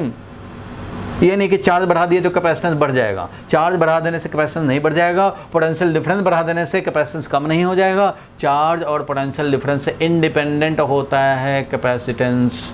ये बात अब तक क्लियर नहीं हुई है क्या? आप कितना चार्ज कर रहे हैं, ज़्यादा चार्ज रखना चाहते हो, ज़्यादा बड़ा पोटेंशियल डिफरेंस 2 वोल्ट से 3 वोल्ट से 4 वोल्ट से 40 वोल्ट से लगा दो सेल, ज़्यादा चार्ज आ जाएगा, ज़्यादा चार्ज हो जाएगा, कैपेसिटेंस ज़्यादा नहीं हो जाएगा या कैपेसिटेंस कम नहीं हो जाएगा, कैपेसिटेंस उतना ही रहेगा। Capacitance is the value of charge stored per unit applied potential difference. Unit potential difference apply करने पे जो चार्ज आए उसी को कैपेसिटेंस बोलते हैं। और ये प्योर ज्योमेट्रिकल होता है मेरे भाई, ये सिर्फ एरिया, सेपरेशन, मीडियम चेंज करने से ही चेंज होगा। इसको चार्जिंग एक्सटेंट से कोई लेना देना नहीं है। पोटेंशियल डिफरेंस कितना अप्लाई किया इससे भी कोई लेना देना नहीं है। तुम जितना पोटेंशियल डिफरेंस अप्लाई करोगे उसके हिसाब से चार्ज होगा, रेशियो सेटिस्फाइड रहेगा। 5 माइक्रोकूलम है तो 5 माइक्रोकूलम है, 2 माइक्रोफैराड है तो 2 माइक्रोफैराड ही रहेगा। अब यहाँ से निकालो तब भी 2 माइक्रोफैराड, यहाँ से निकालोगे तब भी 2 माइक्रोफैराड, यहाँ से निकालोगे तब भी 2 माइक्रोफैराड, यहाँ से भी निकालोगे तब भी 2 microfarad. Capacitance is same, charge कम ज़्यादा होने से नहीं होगा। कुछ लोग ऐसे ही बच्चे स्टार्टिंग में सोच लेते हैं अच्छा ये तो डायरेक्टली प्रोपोर्शनल टू, अरे directly proportional capacitance directly proportional to Q तब समझा जाएगा जब इसको कांस्टेंट रहने का गारंटी मिल जाए। ये कांस्टेंट थोड़ी है जो कि यहाँ से कंक्लूजन निकाल लोगे कि C is directly proportional to Q, गलत हो जाएगा जब तक ये नहीं कन्फर्म है कि कांस्टेंट। अरे चार्ज को डबल करोगे तो पोटेंशियल डिफरेंस भी डबल हो जाएगा और रेशियो वही का वही रहेगा। इसलिए C directly proportional to Q या C inversely proportional to V, ये कंक्लूजन गलत है। जब चार्ज कांस्टेंट हो जाए तब ना पोटेंशियल डिफरेंस का बोले। यहाँ तो दोनों प्रोपोर्शनली चलते हैं। तुमने देखा है हर टाइप के कैपेसिटर में जितना चार्ज डालोगे उतना ज़्यादा इलेक्ट्रिक फील्ड होगा, उतना ज़्यादा पोटेंशियल डिफरेंस होगा। पोटेंशियल डिफरेंस कैलकुलेट करते हो डायरेक्टली प्रोपोर्शनल टू चार्ज आता है, चार्ज देखते हो directly proportional to potential difference आता है, और यही प्रोपोर्शनलिटी तो कैपेसिटेंस होता है। इसलिए चार्ज के एक्सटेंट या पोटेंशियल डिफरेंस के एक्सटेंट से कोई लेना देना नहीं है। आपको कैपेसिटेंस निकालने हैं तो ज्योमेट्री दिया रहे निकल जाएगा, या फिर ये दिया रहे कि इतने वोल्ट पे इतना चार्ज था तो रेशियो निकाल के कैपेसिटेंस निकाल लोगे। हमने 2 वोल्ट से चार्ज किया भाई, रमेश बोला हमने 2 वोल्ट से चार्ज किया 4 माइक्रोकूलम आया तो कैपेसिटेंस 2 माइक्रोफैराड है। सुरेश बोलेगा मैंने तो 3 वोल्ट से चार्ज किया था 6 माइक्रोफैराड आया इसलिए कैपेसिटेंस 2 माइक्रोफैराड है। नोबिता तो बेचारा 4 वोल्ट से चार्ज किया 8 माइक्रोकूलम है, उसने भी बोला ये है। तो आप कितने वोल्ट से चार्ज किए, कितना चार्ज आया उससे मतलब नहीं है, ratio will remain same and that is the value of capacitance. तो पहला कन्फ्यूजन तो ये दूर हुआ। फिर ये मत बोल देना, हाँ ये तो क्लियर हो गया कि इसको पोटेंशियल डिफरेंस से कोई लेना देना नहीं है या चार्ज के एक्सटेंट से भी कोई लेना देना नहीं है। चलो अब बात करते हैं हम लोग, वापस आ जाएं। ये फॉर्मूला में देख रहे हो कि चार्ज इज़ कांस्टेंट, चार्ज हमारा कांस्टेंट है, कैपेसिटेंस इंक्रीज कर रहा है इसलिए ये डिक्रीमेंट करेक्ट था। और यहाँ पे देख रहे हो charge is constant, potential difference is decreasing, hence overall decrement, बिल्कुल ठीक है कंक्लूजन। जब बाकी कांस्टेंट हों और एक ही वेरिएबल हो तो उसी का वो डिक्रीज, तो इधर भी डिक्रीज, इंक्रीज तो इसका इंक्रीज, मतलब उसका कंट्रीब्यूशन देख लेंगे। अगर यहाँ डिनोमिनेटर में है तो इसका इंक्रीमेंट मतलब डिक्रीमेंट, बाकी सब अदर फैक्टर क्या है, कांस्टेंट हैं। लेकिन यहाँ पे मैथमेटिकली स्क्वायर है इसलिए इसका इफेक्ट ज़्यादा होगा, ये जो लोग सोच के बोले वो गलत बोले हैं। देखो जब 2 फैक्टर में से एक का इंक्रीमेंट होना है दूसरे का डिक्रीमेंट होना है, तो जब तक हमें ये ना पता हो कि ये कितना टाइम्स इंक्रीज हुआ ये कितना टाइम्स डिक्रीज हुआ, जब तक ये नहीं पता है तब तक हम लोग कोई कंक्लूज़न ड्रॉ नहीं कर सकते। कैसे, देखो बता रहा हूँ मैं। तो एनर्जी निकालना चाह रहे हैं हाफ, कैपेसिटेंस तो भाई बढ़ना है तो चलो कैपेसिटेंस हमने बढ़ा दिया, चलो बढ़ा दिया 2C हो गया समझो। पोटेंशियल डिफरेंस डिक्रीज करना है, मान लो हमने डिक्रीज करा दिया V/2 कर दिया। अब बताओ कितना हो गया न्यू एनर्जी, तो न्यू एनर्जी हो गया, देखो यहाँ पे 2 टाइम्स हुआ है, यहाँ पे 4 टाइम्स डिक्रीज हो गया, तो ये ओवरऑल डिक्रीज हो गया, मीन्स हाफ आ गया, हाफ CV² से हाफ हो गया। क्यों? क्योंकि न्यूमरेटर में 2 टाइम्स हुआ है तो डिनोमिनेटर में 4 टाइम्स, मीन्स ओवरऑल हाफ हो गया। एनर्जी जो न्यू एनर्जी है वो पहले वाला एनर्जी का हाफ हो गया, E&S, तो डिक्रीज हो गया ना भाई। जब हमारा कैपेसिटेंस जो इंक्रीज करने वाला था वो सिर्फ 2 टाइम्स इंक्रीज हुआ, लेकिन डिक्रीज करने वाला स्क्वायर होने के चलते क्या हो गया भाई, तो ये डिक्रीज हो गया 4 टाइम्स, तो ओवरऑल डिक्रीमेंट हो गया। अब मान लो मैं दूसरा एग्जाम्पल देता हूँ भाई, दूसरा एग्जाम्पल देते, कैपेसिटेंस बढ़ाना ही था ना, चलो बढ़ा दिया, पोटेंशियल डिफरेंस डिक्रीज ही करना था, चलो कर दिया। अब ये देखो यहाँ पे 4 फैक्टर आया डिनोमिनेटर में, तो यहाँ 8 फैक्टर आया न्यूमरेटर में, और 8 फैक्टर आया तो ओवरऑल क्या हो जाएगा, ये 2 टाइम्स हो जाएगा, क्योंकि 4 है इधर 2 है, तो 2 टाइम्स पहले वाला एनर्जी हो जाएगा। ये 2 टाइम्स मतलब इंक्रीमेंट हो गया। और ये भी पॉसिबिलिटीज़ है भाई कि हमारा एनर्जी जो था वो हाफ CV², कैपेसिटेंस बढ़ना था, चलो मैंने बढ़ा दिया भाई, बढ़ा दिया कैपेसिटेंस को। और पोटेंशियल डिफरेंस डिक्रीज करना था, चलो डिक्रीज करा दिया हमने, V/2 कर दिया। तो इससे क्या हो गया, वही का वही रह गया। इट मीन्स कैपेसिटेंस इंक्रीज हो, पोटेंशियल डिफरेंस डिक्रीज हो, पोटेंशियल इंक्रीज हुआ, potential difference decrease, potential increase हुआ, ये कैपेसिटेंस इंक्रीज हुआ, पोटेंशियल डिफरेंस डिक्रीज, तीनों में हुआ, बट ओवरऑल एनर्जी का रिमेनिंग सेम हो गया, और ये डिक्रीज्ड हो गया और ये इंक्रीज्ड हो गया। सो कंक्लूजन तो कुछ भी हो सकता है, सिर्फ ये देख लिया कि अच्छा स्क्वायर वाला है इसलिए इसी का इफेक्ट पड़ेगा और डिक्रीज ही होगा, ऐसा ज़रूरी नहीं है, इंक्रीज भी हो सकता है, क्योंकि ये पता नहीं है कि कितना टाइम्स ये इंक्रीज हुआ, कितना टाइम्स ये डिक्रीज हुआ। जब तक ये एग्जैक्ट नहीं पता है तो दो फैक्टर में एक का इंक्रीमेंट दूसरे का डिक्रीमेंट, तो नो कंक्लूजन, क्योंकि तीनों पॉसिबिलिटी है। जब तक ये पता ना हो कि इंक्रीमेंट हुआ तो कितना, डिक्रीमेंट हुआ तो कितना, जब ये पता हो तभी कैलकुलेट करके बता पाएंगे कि इंक्रीमेंट हुआ कि डिक्रीमेंट हुआ। इसलिए इस बेसिस पे कोई कंक्लूजन नहीं निकालेंगे, इस बेसिस पे कंक्लूजन निकाल लेंगे, फॉर्मूला तो रहना है सेम, कंक्लूजन निकालेंगे ये डिक्रीज करेगा, एनर्जी विल डिक्रीज। क्लियर है यहाँ तक, बताओ। ये लॉजिक की स्क्वायर हो गया, इसलिए तो ऐसा नहीं सोचना है, ऐसा सोचना गलत हो जाएगा। स्क्वायर करके भी यहाँ देखो कैपेसिटेंस ज़्यादा बढ़ गया तो स्क्वायर करने के बाद भी इसका इफेक्ट नहीं आएगा, डिक्रीमेंट का इफेक्ट नहीं आएगा, ओवरऑल इंक्रीमेंट हो जाएगा। तो तीनों में से कुछ भी हो सकते हैं, डिपेंड करता है कि ये कितना इंक्रीज हुआ, ये कितना टाइम डिक्रीज हुआ। ऐसा नहीं है कि स्क्वायर देख करके और उसके बेसिस पे कंक्लूजन निकाल लें। युवराज क्लियर हुआ? Yes sir. बोलो भाई, और किसी को कोई डाउट है इसमें? तो बहुत बहुत इम्पोर्टेंट है ये, हर कॉलम जो है, हर पार्ट एक मार्क्स का, 2 मार्क्स का क्वेश्चन है। रीजनिंग भी दिया जा सकता है कि ऐसा क्यों, और कंक्लूजन भी पूछा जा सकता है कि इस कंडीशन में हमने डाइलेक्ट्रिक डाला, इस पे इफेक्ट बताओ। तो ये क्लियर है, तो मैं आगे बढ़ता हूँ भाई।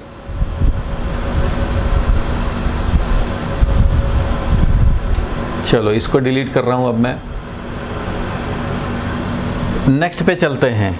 एनर्जी स्टोर्ड का हमने कंक्लूजन निकाल दिया, चलो बहुत अच्छा, कंक्लूजन निकल गया इधर एनर्जी स्टोर्ड का। तो ओवरऑल कंक्लूजन आ गया, इससे नो कंक्लूजन याद दिलाने के लिए तुम्हें, और इससे decrement, hence energy will decrease. यहाँ से energy will decrease, so overall energy decrease है। हमने इन दो एक्सप्रेशन का यूज़ किया कंक्लूजन निकालने के लिए, इसका यूज़ नहीं करेंगे क्योंकि ये कन्फ्यूज़न क्रिएट कर रहा है, और जब तक एग्जैक्ट नहीं पता हो तब तक कंक्लूजन नहीं निकाल पाएंगे। कंक्लूजन देगा वही, एग्जैक्ट रहेगा पता तो होगा यही कि डाइलेक्ट्रिक डालने पे डिक्रीज हुआ है तो डिक्रीज ही होगा, लेकिन एग्जैक्ट वैल्यू पता हो तब कंक्लूजन निकालेंगे, स्क्वायर देख के कंक्लूजन नहीं निकालेंगे।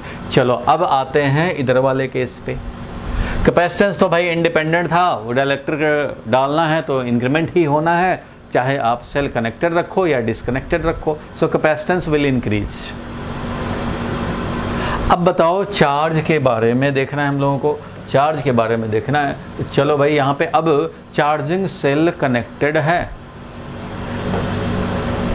मतलब ये ओवरऑल मैं बताऊँ, देखो ओवरऑल ये है कि ये जो कैपेसिटर था इसका ये सेल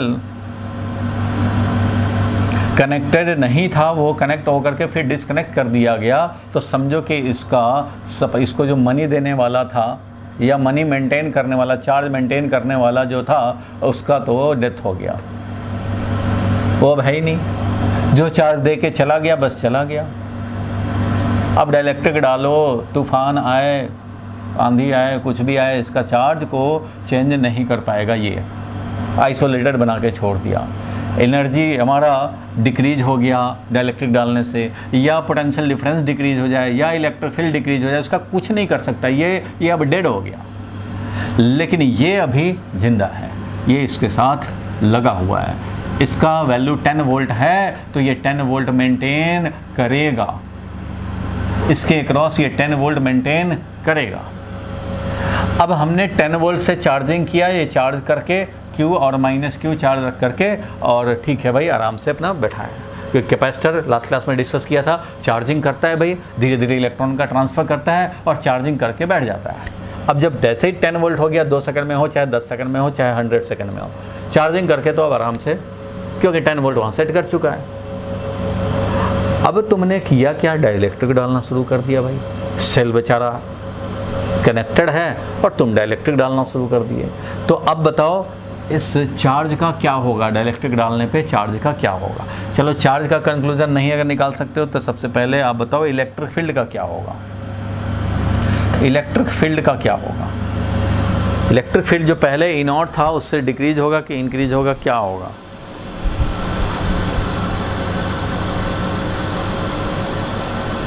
बोलो भाई आदित्य। इलेक्ट्रिक फील्ड का क्या होगा।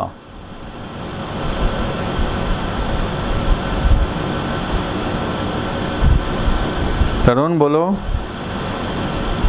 बोलो भाई, गलत हो जाएगा इसलिए थोड़ी ना कि नहीं बोलेंगे। सेम हो जाएगा।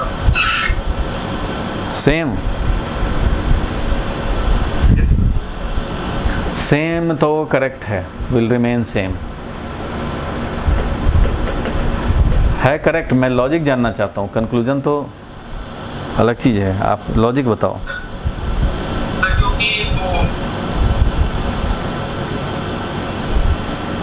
जब डायरेक्ट डालेंगे तो इलेक्ट्रिक फील्ड कम भी होगी, तो पोटेंशियल जो सेल का पोटेंशियल है वापस वही चार्ज क्रिएट कर देगा उसमें, और इलेक्ट्रिक फील्ड सेम कर देगा। ठीक कह रहे हो ऑलमोस्ट। देखो भाई इसका कहना बिल्कुल ठीक है। जब डाइलेक्ट्रिक डालेंगे तो पहला इफेक्ट होगा इसके अंदर पोलराइजेशन। डाइलेक्ट्रिक किसी भी इलेक्ट्रिक फील्ड में डालेंगे तो सबसे फर्स्ट इफेक्ट है कि ये पोलराइज्ड हो जाएगा। पोलराइज होगा तो अंदर का इलेक्ट्रिक फील्ड कम होगा। जैसे ही पोलराइज होगा तो अंदर का इलेक्ट्रिक फील्ड रिड्यूस होता है भाई, E0/K होने लगता है। जैसे ही थोड़ा सा भी इलेक्ट्रिक फील्ड कम हुआ तो पोटेंशियल डिफरेंस भी कम होगा। ये जो 10 वोल्ट सेट कर रखा है वो 9.9 वोल्ट पे आएगा। जैसे ही थोड़ा सा भी पोलराइज हुआ और फील्ड इफेक्टिवली थोड़ा भी कम पड़ा तो 9.9 वोल्ट जैसे ही ये होगा, या 9.99 भी जैसे ही होगा, वैसे ही इसका कान खड़ा हो जाएगा, बिल्कुल डॉग की तरह ये अलर्ट है। जैसे ही इसको दिखा कि पोटेंशियल डिफरेंस 9.9, तुरंत चार्ज सप्लाई कर देगा, एक्स्ट्रा चार्ज सप्लाई कर देगा और इसके चार्ज का वैल्यू को बढ़ा देगा, और बढ़ा करके क्या करेगा, इलेक्ट्रिक फील्ड को फिर से मेंटेन कर देगा। मीन्स इसकी आदत है कि ये 10 वोल्ट सेट करके ही सोता है, कुत्ते की तरह। 10 वोल्ट कर दिया, अब सोया हुआ आराम से। जैसे ही 10 से थोड़ा भी कम या ज़्यादा हुआ, इसका काम तुरंत खड़ा हो जाएगा। कम हुआ तुरंत सप्लाई कर देगा, ज़्यादा हुआ चार्ज को विड्रॉ कर लेगा, और 10 ही यहाँ मेंटेन करेगा। इसकी आदत है 10 मेंटेन करना। 10 वोल्ट का सेल है, 10 ही मेंटेन करना चाहेगा। तुमने डाइलेक्ट्रिक डाला, पोलराइज हुआ, थोड़ा सा पोलराइजेशन जैसे ही स्टार्ट हुआ, 9.9 वोल्ट जैसे ही आया, तुरंत ये चार्ज सप्लाई करेगा और चार्ज को इंक्रीज करके अंदर का जो भी रिड्यूस्ड हुआ है इलेक्ट्रिक फील्ड उसको कंपनसेट करके फिर से वही इलेक्ट्रिक फील्ड बना देगा। क्योंकि इसको तो भाई 10 वोल्ट मेंटेन करना है। Electric field multiplied by D होता है, डी तो कोई चेंज नहीं कर रहा है। Electric field due to polarization decrease हुआ तो एक्स्ट्रा चार्ज ले जा करके, क्योंकि इलेक्ट्रिक फील्ड जो होता है वो सिग्मा यानी कि charge upon A epsilon not ये होता है। तो चार्ज बढ़ाएंगे तो इलेक्ट्रिक फील्ड बढ़ जाएगा, और पोलराइजेशन होगा तो यहाँ पे ये आएगा। पोलराइजेशन होने से ये आएगा, मीन्स डिक्रीज होने लग जाएगा। पोलराइजेशन होने से इलेक्ट्रिक फील्ड डिक्रीज, तो चार्ज बढ़ाने से इलेक्ट्रिक फील्ड इंक्रीज। तो ये क्या करेगा, चार्ज को बढ़ा करके इलेक्ट्रिक फील्ड को फिर से वापस उसी वैल्यू पे ले आएगा, क्योंकि पोटेंशियल डिफरेंस 10 वोल्ट मेंटेन होने हैं और डी भी वही के वही रहने हैं, ये भी वही के वही रहने हैं, तो इलेक्ट्रिक फील्ड भी वही के वही रहने पड़ेंगे ही। और पोलराइजेशन इलेक्ट्रिक फील्ड को डिक्रीज कराने में लगा है तो तुम्हारा एक्स्ट्रा चार्ज सप्लाई इसको इंक्रीज कराने में लग जाएगा, और इसको उतना ही पे मेंटेन रखेगा। किसको, पोटेंशियल डिफरेंस को। पोटेंशियल डिफरेंस को ये मेंटेन करना चाहेगा तो पोटेंशियल डिफरेंस को 10 वोल्ट मेंटेन करने के चक्कर में इसको इलेक्ट्रिक फील्ड भी सेम ओरिजिनल वैल्यू पे मेंटेन करने पड़ेंगे। पोलराइजेशन होने से इलेक्ट्रिक फील्ड डिक्रीज हुआ तो ये तुरंत इंक्रीज कराएगा और वापस उसी वैल्यू पे मेंटेन करेगा। सो electric field will remain same and hence potential difference will also remain same. Potential difference भी ये कांस्टेंट मेंटेन करेगा, और इसका सिंपल रीज़न है कि इसको चार्ज सप्लाई करने वाला और पोटेंशियल डिफरेंस मेंटेन करने वाला अभी जिंदा है।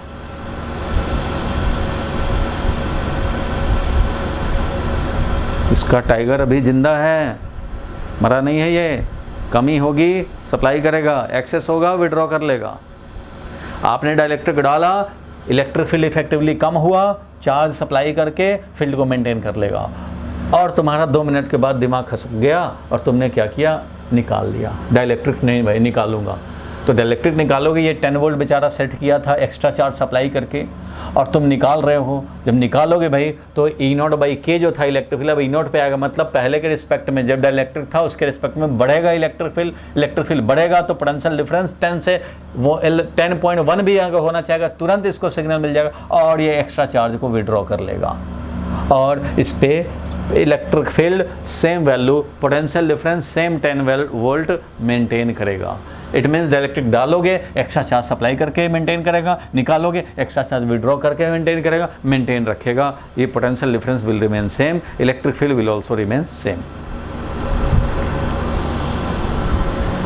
क्योंकि इसको सप्लाई करने वाला अभी कनेक्टेड है और ये जिंदा है।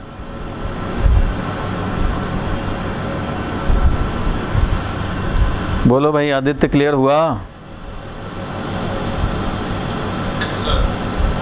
बहुत ज़रूरी है।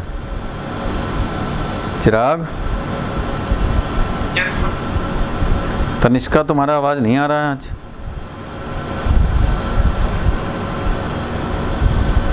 माइक ख़राब हो गया। चलो आगे बढ़ते हैं। तो ये 2 चीज़ तो रिमेन सेम हो गया। अब चार्ज के बारे में भी बता ही दो भाई, जब इतना डिस्कशन हो गया तो चार्ज का क्या होगा। जब डाइलेक्ट्रिक डालेंगे, charging cell is still connected while inserting the dielectric डाल रहे हैं, सेल कनेक्टेड है, तो ये क्या करेगा चार्ज का? बोलो चिराग,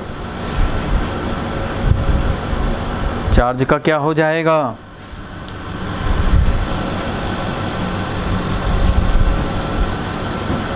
चार्ज का ये क्या करेगा? बोलो भाई बोलो, चार्ज का क्या होगा? सेल कनेक्टेड, डाइलेक्ट्रिक डाला,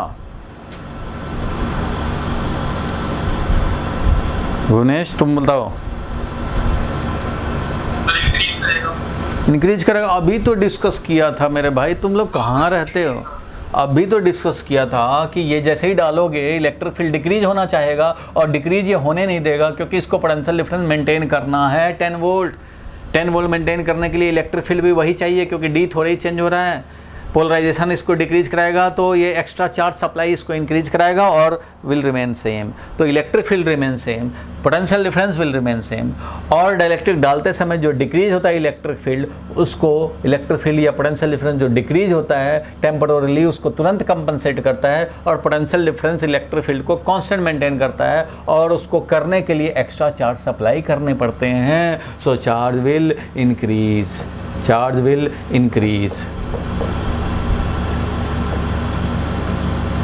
बोलो भाई, रिया क्लियर हुआ?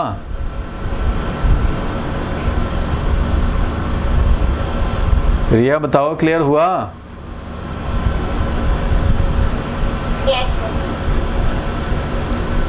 ठीक है। सारे सब के लॉजिक वाला अगर आ गया तो 2 मार्क्स का, बिना लॉजिक का है कंक्लूजन तो 1 मार्क्स का क्वेश्चन है ये। चलो ये लास्ट वाला बचा हुआ है, एनर्जी के बारे में बताना है। इस कंडीशन में जब सेल कनेक्टेड है, मतलब इसका फादर जो अर्न करके और इसका पॉकेट मनी जो मेंटेन करता है वो अभी ज़िंदा है। अगर हमारा पॉकेट में, इसके फादर जो है ना हमेशा चेक करते हैं, अच्छा 10 वोल्ट है ना, यानी कि 10,000 है ना तेरे पॉकेट में, कम पड़ेगा तो दे देंगे। हर रात चेक करते हैं, कम पड़ेगा दे देंगे। एक बार देखा कि भाई 10,000 के बदले में 20,000 है तो 10 निकाल लेंगे, 10 ही रखना है, क्योंकि इसका काम ये 10 वोल्ट मेंटेन करना। जैसे ही 10 से कम हुआ तुरंत सप्लाई करेगा, वो 1 दिन का नहीं वेट करेगा, तुरंत इंस्टेंटेनियस।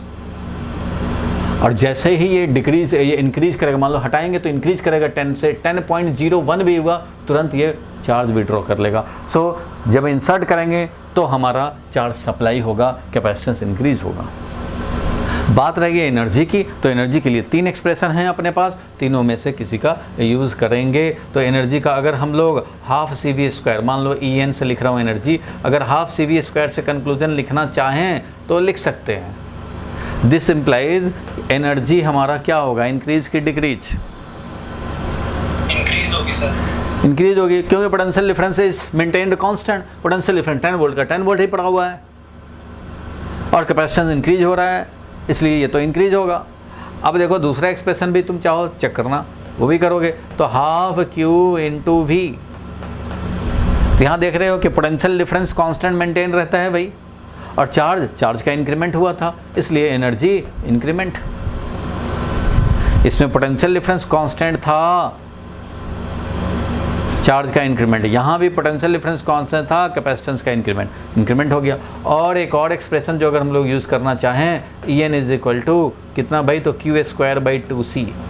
तो Q²/2C यहाँ पे कोई कंक्लूज़न नहीं देगा, क्योंकि चार्ज भी इंक्रीज कर रहा है, कैपेसिटेंस भी इंक्रीज कर रहा है। दोनों जब इंक्रीज कर रहे हैं, ये भी इंक्रीज और ये भी दोनों इंक्रीज, तो नो कंक्लूज़न। जब तक ये ना पता हो कि चार्ज कितना इंक्रीज हो करके हुआ है, कैपेसिटेंस का न्यू वैल्यू क्या हुआ है, तब तक हमारा कोई कंक्लूज़न नहीं निकालेंगे।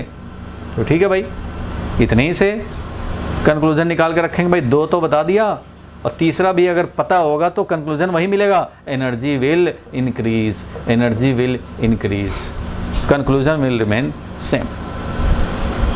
तो क्लियर है ये, इसका आप स्क्रीनशॉट ले लें या फिर नोट कर लें।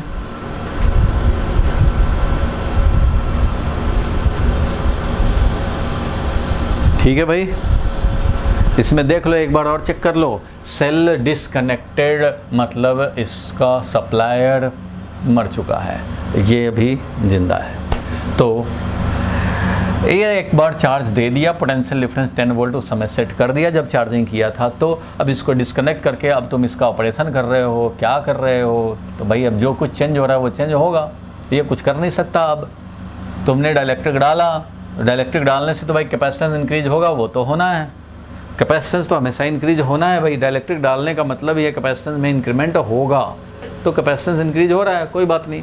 कैपेसिटेंस हमारा इंक्रीमेंट इस केस में भी होगा, इस केस में भी होगा, दोनों केस में कैपेसिटेंस इंक्रीज होगा। बट इस केस में हम लोग जब डाइलेक्ट्रिक डालेंगे तो कैपेसिटेंस तो इंक्रीज हुआ, लेकिन चार्ज क्योंकि डिसकनेक्टेड कंडीशन में है, चार्ज विल नॉट चेंज। ये पूरा का पूरा बन गया है एक आइसोलेटेड, ये आइसोलेटेड सिस्टम बन गया, और जब आइसोलेटेड है तो चार्ज विल रिमेन सेम।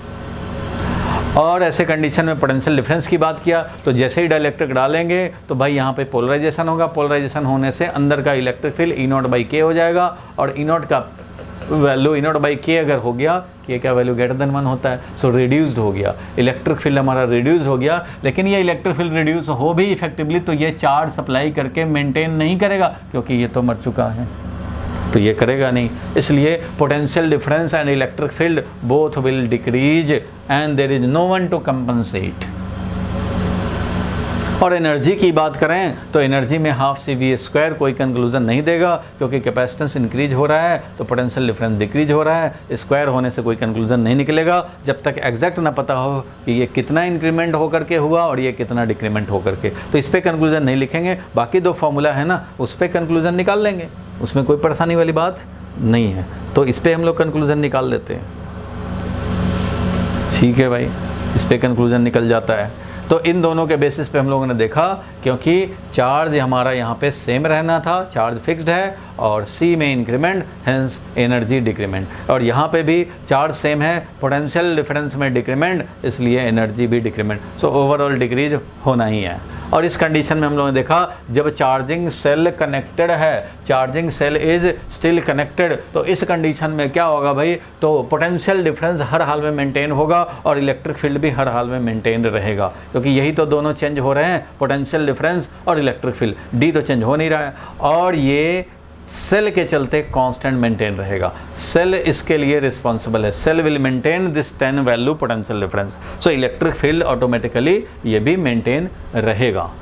जैसे ही पोलराइजेशन होगा electric field enhance potential difference decrease करना चाहेगा, बट ये डिक्रीमेंट होने नहीं देगा, कांस्टेंट मेंटेन करेगा। So both will remain constant. और जैसे ही डालते हैं potential difference decrease, energy potential difference decrease, electric field decrease का जो टेंडेंसी आता है उसको कंपनसेट करने के लिए सेम वैल्यू पे इसको एक्स्ट्रा चार्ज सप्लाई करने पड़ते हैं, इसलिए चार्ज इंक्रीज होता है।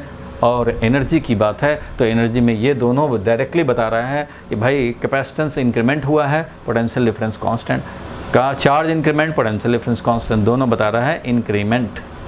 और इससे कोई कंक्लूजन नहीं निकालेंगे, वही मैथमेटिकल, ऐसा नहीं कि स्क्वायर देख लिया तो उससे काम कर लेंगे। ये भी इंक्रीज, न्यूमरेटर भी इंक्रीज, डिनोमिनेटर भी इंक्रीज, इसलिए ओवरऑल क्या होगा तो हमें जब तक एग्जैक्ट वैल्यू नहीं पता तब तक कंक्लूजन नहीं निकलेगा, तो इसके बेसिस पे नहीं निकालेंगे। इन दोनों का जो कंक्लूजन होगा वही इसका कंक्लूजन होगा, प्रोवाइडेड कि ये दोनों का एग्जैक्ट वैल्यू वेरिएशन के बाद पता हो।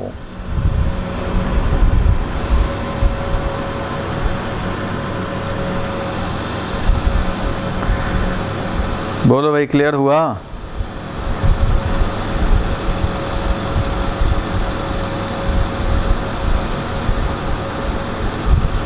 आदित्य,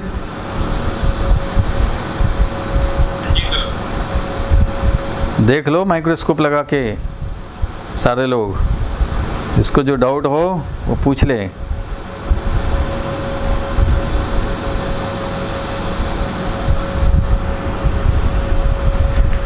कोई डाउट नहीं है, आगे बढ़ें। आगे बढ़ते हैं फिर, चलो भाई आगे बढ़ते हैं, न्यू टॉपिक लिखा जाए।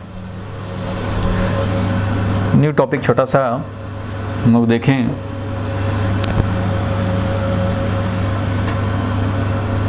क्वेश्चन लिखो, क्वेश्चन ही लिखते हैं।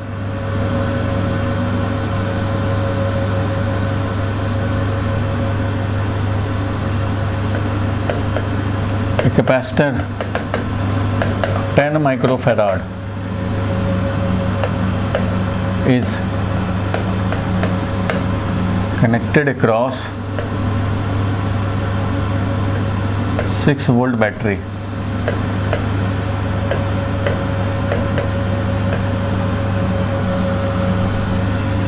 For a long time.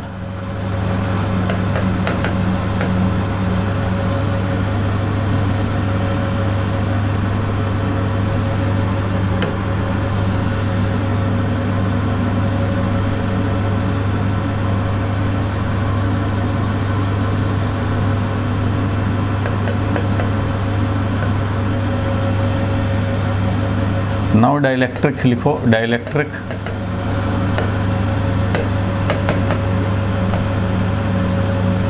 with K equal to 4 is inserted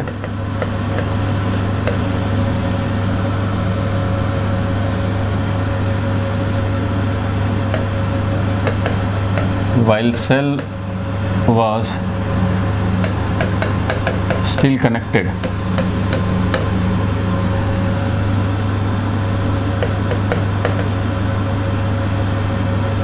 Find a new energy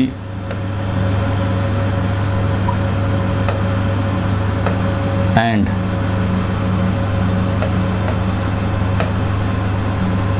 new charge on the capacitor.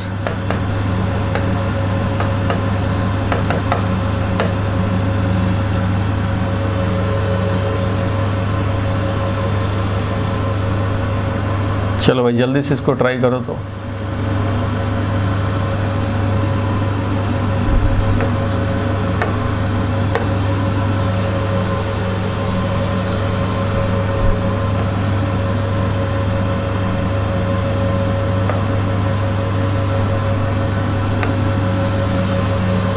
जल्दी से ट्राई करो इसको, आंसर बताओ फटाफट, आंसर बताओ जल्दी से।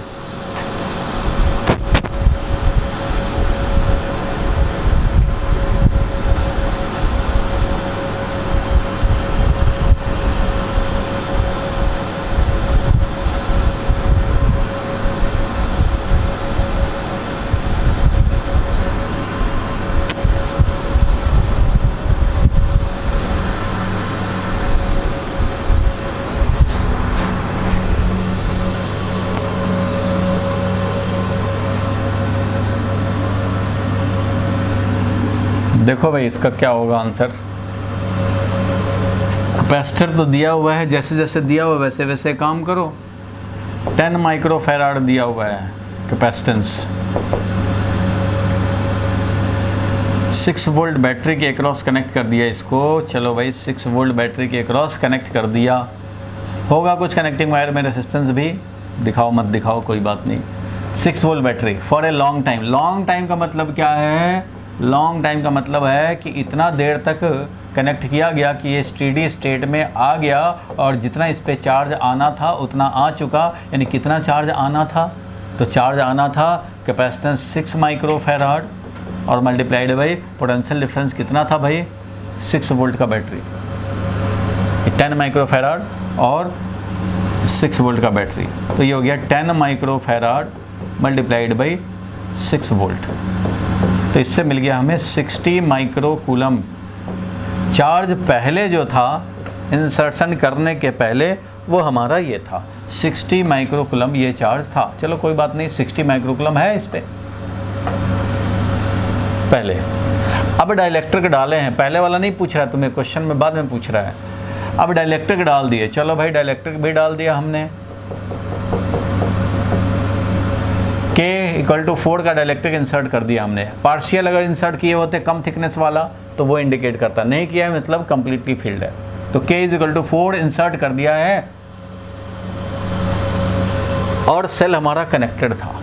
तो चलो भाई न्यू कैपेसिटेंस तो कम से कम निकाल ही सकते हैं। न्यू कैपेसिटेंस हमारा K टाइम्स पहले वाला कैपेसिटेंस हो जाएगा। तो K है 4 और पहले वाला कैपेसिटेंस कितना था? वो था 10 माइक्रोफैराड। तो इसलिए ये 40 माइक्रोफैराड का न्यू कैपेसिटेंस है आफ्टर डाइलेक्ट्रिक इंसर्शन।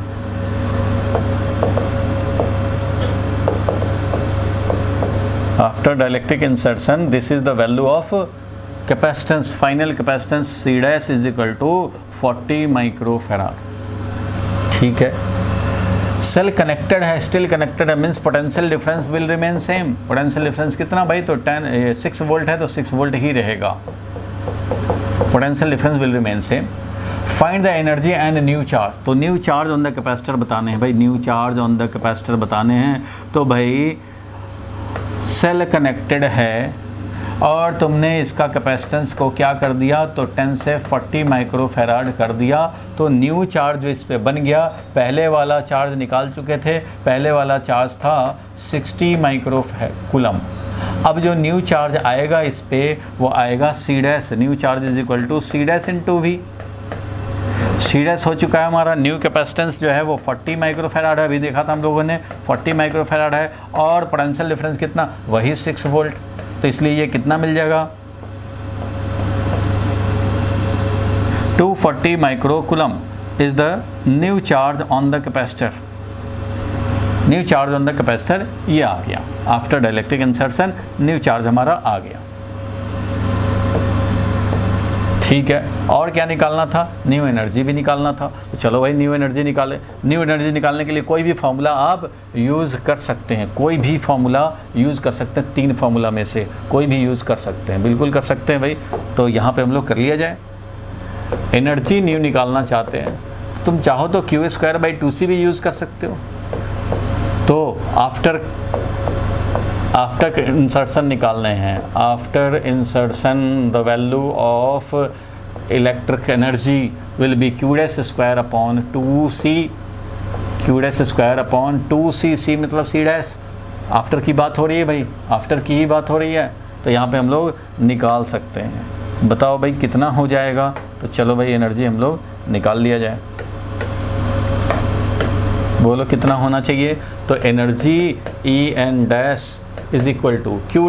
Q' है हमारा 240 माइक्रोकूलम। Q'² 2 × C। C है हमारा 40 माइक्रोफैराड। बिल्कुल ठीक है भाई। तो इससे क्या मिल जाएगा हमें?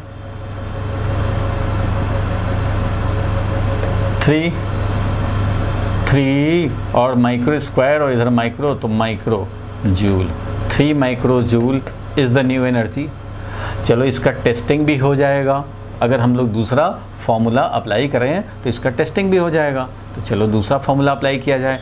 एनर्जी कैलकुलेशन मिस्टेक है। अच्छा 240 का स्क्वायर भी है, 240 का स्क्वायर भी है। ठीक है ठीक है। 3 × 240 × 240 बिल्कुल ठीक है। 720 क्योंकि 240 एक और है तो 720 माइक्रो जूल। ठीक है, चेक करने पे भी पता लग जाता कहाँ रह गया कैलकुलेशन मिस्टेक। चलो, तो न्यू एनर्जी अगर हम लोग निकालना चाहें दूसरे फार्मूला से तो टेस्टिंग भी होगा इसका। तो न्यू फार्मूला मान लो हाफ CV² निकालना चाहते तो हाफ C'(V'², ऐसा करेंगे भाई। तो हाफ और C' का value 40 micro farad, half C और V'। पोटेंशियल डिफरेंस थोड़ी ही चेंज होता है, पोटेंशियल डिफरेंस तो वही का वही रहेगा भाई। 6 वोल्ट था 6 वोल्ट ही रहेगा, ऐसा लिखेंगे हम लोग। तो हाफ इंटू 40 इंटू 36 माइक्रो और ये जूल तो रहेगा ही रहेगा। ये कितना हो जाएगा, तो 20 और ये 7, 20 इंटू 360, 720 माइक्रो जूल, ऐसा मिल जाएगा सेकेंड फार्मूला से। सिमिलरली चाहेंगे हम लोग तो थर्ड फार्मूला भी यूज़ कर सकते हैं। तो अगर थर्ड फार्मूला यूज़ करते हो तो इतना एनर्जी कितना हो जाएगा भाई। थर्ड फार्मूला था half into Q' into V'। तो हाफ इंटू Q', चार्ज कितना था 240 माइक्रो। तो 2 चार्ज है 240 माइक्रो कूलम। अरे भाई एक ही तो लिखो, 240 माइक्रो कूलम। तो half into 240 into 6 volt, V' तो हमारा 6 वोल्ट है, तो इससे भी निकालेंगे तो क्या हो जाएगा भाई 240 इंटू 3, ये भी मिल जाएगा हमें 720 माइक्रो जूल। तो इस तरह से हमें कोई भी ले लें फॉर्मूला, चाहे कोई भी लो, एनर्जी जो निकलना है वही निकलेगा। ठीक है, आफ्टर कनेक्शन हमारा ये निकालना था, निकाल लिया। बिफोर कनेक्शन पूछता तो बिफोर कनेक्शन का चार्ज पता ही हमें, पोटेंशियल डिफरेंस भी पता है, और एनर्जी पूछता तो एनर्जी भी पता होता। पहले वाला एनर्जी हम लोग यहाँ से भी निकाल सकते हैं, हाफ CV² से भी निकाल सकते हैं, हाफ इंटू C भी दिया हुआ था हमारा 10 माइक्रो फेराड, और V² 6 का स्क्वायर। इसलिए पहले का एनर्जी लिखते तो 36 डिवाइडेड बाई 2 18 180, तो 180 माइक्रो जूल हुआ होता पहले। अभी का ये है बाद का। इस तरह से कैलकुलेट कर लेंगे जो पूछा जाएगा। बोलो भाई, क्लियर है? ये था क्वेश्चन। ये रिवीजन मैप है चैप्टर 2 का। युवराज दिख रहा है? पढ़ा नहीं जा रहा सर। पढ़ा नहीं जा रहा, कोई बात नहीं, दिख रहा है ना, कुछ है। हाँ जी सर। कुछ है वो दिख रहा है। तो भाई PDF में तुम्हें ग्रुप में भेज रखा है, ये भी PDF में है। ये दिखाई दे रहा है ना कि potential, electric potential and capacitance chapter name, ये दिख रहा है? नहीं दिख रहा है? अब दिख रहा है? इलेक्ट्रिक पोटेंशियल एंड कैपेसिटेंस तो दिख रहा है। देखो इस रिवीजन मैप में क्या खासियत है भाई कि एक पेज में आपका पूरा चैप्टर रिवाइज है। अगर मैं बात करूं यहाँ से इलेक्ट्रिक पोटेंशियल एंड कैपेसिटेंस में, तो इलेक्ट्रिक पोटेंशियल में देखो सबसे ऊपर वाले पोर्शन पे चलता हूँ मैं, तो यहाँ पे तुम्हें दिखाई देगा इलेक्ट्रिक पोटेंशियल का definition. Electric potential at a point is defined, देख रहे हो ना, लिखा हुआ है electric potential at a point is defined as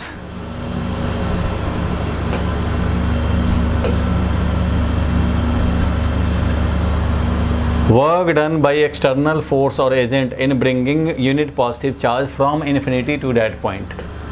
ठीक है, ये तो क्लियर है डेफिनीशन। और कोई भी पॉइंट चार्ज से r डिस्टेंस पे हमारा कितना पोटेंशियल होता है ये कराया था भाई।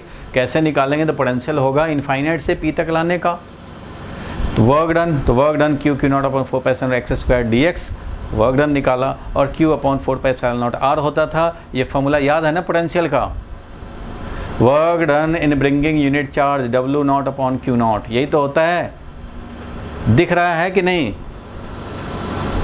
Yes sir. दिख रहा है बिल्कुल, ठीक है। तो ये पोटेंशियल को डिफाइन किया और पोटेंशियल पॉइंट चार्ज से निकाला। अगर कैलकुलेशन करने में डिस्क्रीट चार्ज सिस्टम हो तो डिस्क्रीट चार्ज सिस्टम में फर्स्ट को लाने का वर्क डन 0, सेकंड को लाने का वर्क डन, थर्ड को लाने का work divided by Q not, total charge Q not को लाने में work done divided by charge किया, पोटेंशियल मिला, यानी W1/Q0 यानी कि V1 + V2 + V3 ऐसा ही होता था, यही सब बताया था। और अगर ये कॉन्टिन्यूस सिस्टम हो तो उस कंडीशन में इंटीग्रेशन dV क्या होगा भाई, तो कॉन्टिन्यूस सिस्टम में से एक छोटा सा चार्ज एलिमेंट dQ/4πr उसका पोटेंशियल हो गया, इसको इंटीग्रेट करते थे तो मिलता था भाई, बिल्कुल मिलता था। और उसी के बाद इक्विपोटेंशियल सरफेस, तो वो क्या होता है भाई, इक्विपोटेंशियल सरफेस लोकस और collection of all the points which have same value of electric potential and it is concentric sphere for point charge के लिए, planar for uniform electric field, ये सब हम लोगों ने देखा ही था। पोटेंशियल का वैल्यू अगर निकालना चाहें तो पोटेंशियल का वैल्यू निकलता है, चार्ज रिंग है तो उससे आर सेपरेशन पोटेंशियल क्या निकलेगा, तो ये कॉन्टिन्यूस सिस्टम है, dQ divided by 4πr dQ/4πr, और ये dQ सारे dQ इतने ही आर पे हैं, आर बाहर निकालोगे और मिल जाएगा dQ कैपिटल Q। इस तरह से इलेक्ट्रिक पोटेंशियल निकाल सकते हैं। एनर्जी स्टोर्ड इन कैपेसिटर, तो एनर्जी स्टोर्ड इन कैपेसिटर ये लास्ट क्लास में बताए थे भाई, क्या बताए थे, तो work done by charging cell in putting charge across the potential difference across the capacitor. Potential difference जो कैपेसिटर के अक्रॉस टाइम के साथ जो बदलता रहता है, किसी टाइम पे कितना पोटेंशियल डिफरेंस, तो Q/C उस समय का charge divided by potential difference, जहाँ Q का लिमिट होता था 0 टू कैपिटल Q, इंटीग्रेट किया 12CV² आया Q²/2C, ये हम लोग देख चुके हैं, ठीक है। और पोटेंशियल में क्या था, ऊपर दिखाएं, इधर है पोटेंशियल एनर्जी, पोटेंशियल एनर्जी देखो, इधर पोटेंशियल एनर्जी है टू चार्ज सिस्टम का भाई, तो two charge system R separation potential energy Q1 Q2/4πr work done infinite से आर सेपरेशन तक असेंबल करने में अगेंस्ट द इलेक्ट्रिक फील्ड। और potential due to uniformly charge spherical shell, तो स्फेरिकल सेल में जब यूनिफॉर्मली चार्ज होता है तो पोटेंशियल याद होगा, बाहर वाले पॉइंट के लिए बाहर वाला रेडियस यूज करते हैं भाई, अंदर वाले पॉइंट के लिए अंदर वाला रेडियस, अंदर वाले पॉइंट के लिए सरफेस वाला कोई भी r less than capital R, उसके लिए कौन सा हम लोग यूज़ करते हैं भाई, तो सरफेस वाला सेपरेशन यूज़ करते हैं, याद होगा। इनसाइड वाला पॉइंट के लिए सरफेस पर का Q/4πr कैपिटल R, ये मिलता था पोटेंशियल, याद होगा। और देखा हम लोगों ने electric potential due to uniformly charge solid sphere, solid sphere में यूनिफॉर्मली चार्ज होगा, तो ऐसा इसका ग्राफ भी सब प्लॉट किए थे। सबके मेन पॉइंट्स हमने इसमें दिखा रखे हैं, 1 पेज और कंप्लीट रिवीजन हो जाए मेन फार्मूला एंड कॉन्सेप्ट का। तो इसका भी पोटेंशियल अंदर वाले का मैंने बता रखा था, ये आप मैच कराओगे, डेरिवेशन से मैच हो जाएगा। और इलेक्ट्रिक डाइपोल, डाइपोल जब यूनिफॉर्म इलेक्ट्रिक फील्ड में होता है, टॉर्क ये है potential energy -P.E -P cos θ, उसका भी ग्राफ दिखा दिया है। अनस्टेबल इक्विलिब्रियम कंडीशन जब हमारा मैक्सिमम पोटेंशियल एनर्जी होता है वो पाई पे होता है, पाई के कॉरस्पॉन्डिंग होता है, ये पाई वाला है maximum potential energy. Minimum potential energy -P 0 degree पे वो होता है स्टेबल इक्विलिब्रियम कन्फिगरेशन, बिल्कुल होता है भाई। और यहाँ देखा पोलराइजेशन, डाइलेक्ट्रिक में पोलराइजेशन होने से अलाइनमेंट होता है और अंदर में EP अपोजिट डायरेक्शन में सेट होता है। नेट फील्ड जो होता है हमारा वो E0 + EP vectorially, but magnitude wise क्या हो जाएगा E net E0 - EP, because E0 right word तो EP लेफ्ट वर्ड, इस तरह से E0/K भी लिख सकते हैं। ये कैसे होता है भाई, due to polarization dipole alignment electric field is decreased in the dielectric, ठीक है। ये सब लिखा हुआ है इसमें, ये सब अपर पार्ट में है, इसके अपर पार्ट में पोटेंशियल रिलेटेड सारी बातें हैं, ठीक है। अपर पार्ट में यहाँ एक लाइन ड्रॉ किया हुआ है, इसके ऊपर सब पोटेंशियल रिगार्डिंग बात जो अभी हम लोगों ने रिवाइज कर लिया, और नीचे है कैपेसिटेंस का। तो देखो कैपेसिटेंस में क्या क्या हम लोगों ने अभी तक कर लिया, तो energy stored in the capacitor कर लिया, तीनों फार्मूला।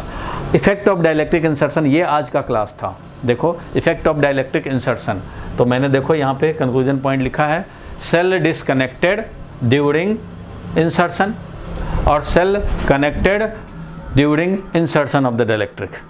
सेल कनेक्टेड और सेल डिसकनेक्टेड दोनों है। देखो कैपेसिटेंस पे, चार्ज पे, पोटेंशियल डिफरेंस पे, इलेक्ट्रिक फील्ड पे और एनर्जी स्टोर्ड पे, सब पे इफेक्ट देख रहे हैं। यही आज का क्लास था, देख रहे हो। कैपेसिटेंस हमारा इंक्रीज करेगा, इसमें भी इंक्रीज करेगा, कैटाइन्स इंक्रीज करेगा भाई, पूरा डाइलेक्ट्रिक डालेंगे तो चार्ज रिमेन कांस्टेंट, डिक्रीजेज, ये सब वही जो आज के क्लास में हम लोगों ने डिस्कस किया। और क्या अब बचिया देखो हम लोगों ने एनर्जी स्टोर देख लिया, इफेक्ट ऑफ डाइलेक्ट्रिक इंसर्शन देख लिया। ये series parallel and Wheatstone bridge अभी यही देखना बाकी है, जो नेक्स्ट क्लास में देखेंगे। और इधर क्या है, तो इधर देखो कैपेसिटर है क्या, तो ए डिवाइस और arrangement of 2 conductor to store charge and hence electric energy between the plate. For all type of capacitor, charge on it is directly proportional to potential difference. इसलिए Q equal to CV है और C equal to Q divided by potential difference है for all type of capacitor. इसी का use करते हैं हम लोग पैरेलल प्लेट कैपेसिटर में। तो पैरेलल प्लेट कैपेसिटर में एप्सिलॉन नॉट A/D आता है भाई, एप्सिलॉन नॉट A/D आता है। अगर डाइलेक्ट्रिक पूरा का पूरा फिल कर दिए, K times epsilon not A/D आया। पार्शियल फिल किया हमने, देख रहे हो 2 प्लेट हॉरिजॉन्टल है, पार्शियल फिल किया T थिकनेस का, epsilon not A divided by D minus T plus T by K, dielectric placed inside. और अगर कंडक्टर डाल देंगे तो अंदर में इलेक्ट्रिक फील्ड 0 हो जाएगा, K का वैल्यू इनफाइनाइट कर दोगे, ये मिल जाएगा। मल्टीपल स्लैब डालेंगे तो epsilon not A divided by D minus summation Ti plus summation Ti by Ki, समझ गए। और स्फेरिकल कैपेसिटेंस, तो spherical capacitance 4 pi epsilon R1 R2 divide by R2 minus R1, main formula लिख दिया, R1 है R2 है, cell ऐसे लगा दिया, अंदर वाला पॉजिटिव बन गया, बाहर वाला नेगेटिव बन गया। इस तरह से आइसोलेटेड स्फेयर होगा 4 पाई एप्सिलॉन नॉट R। कैसे भाई, तो R1 is capital R and R2 is infinity.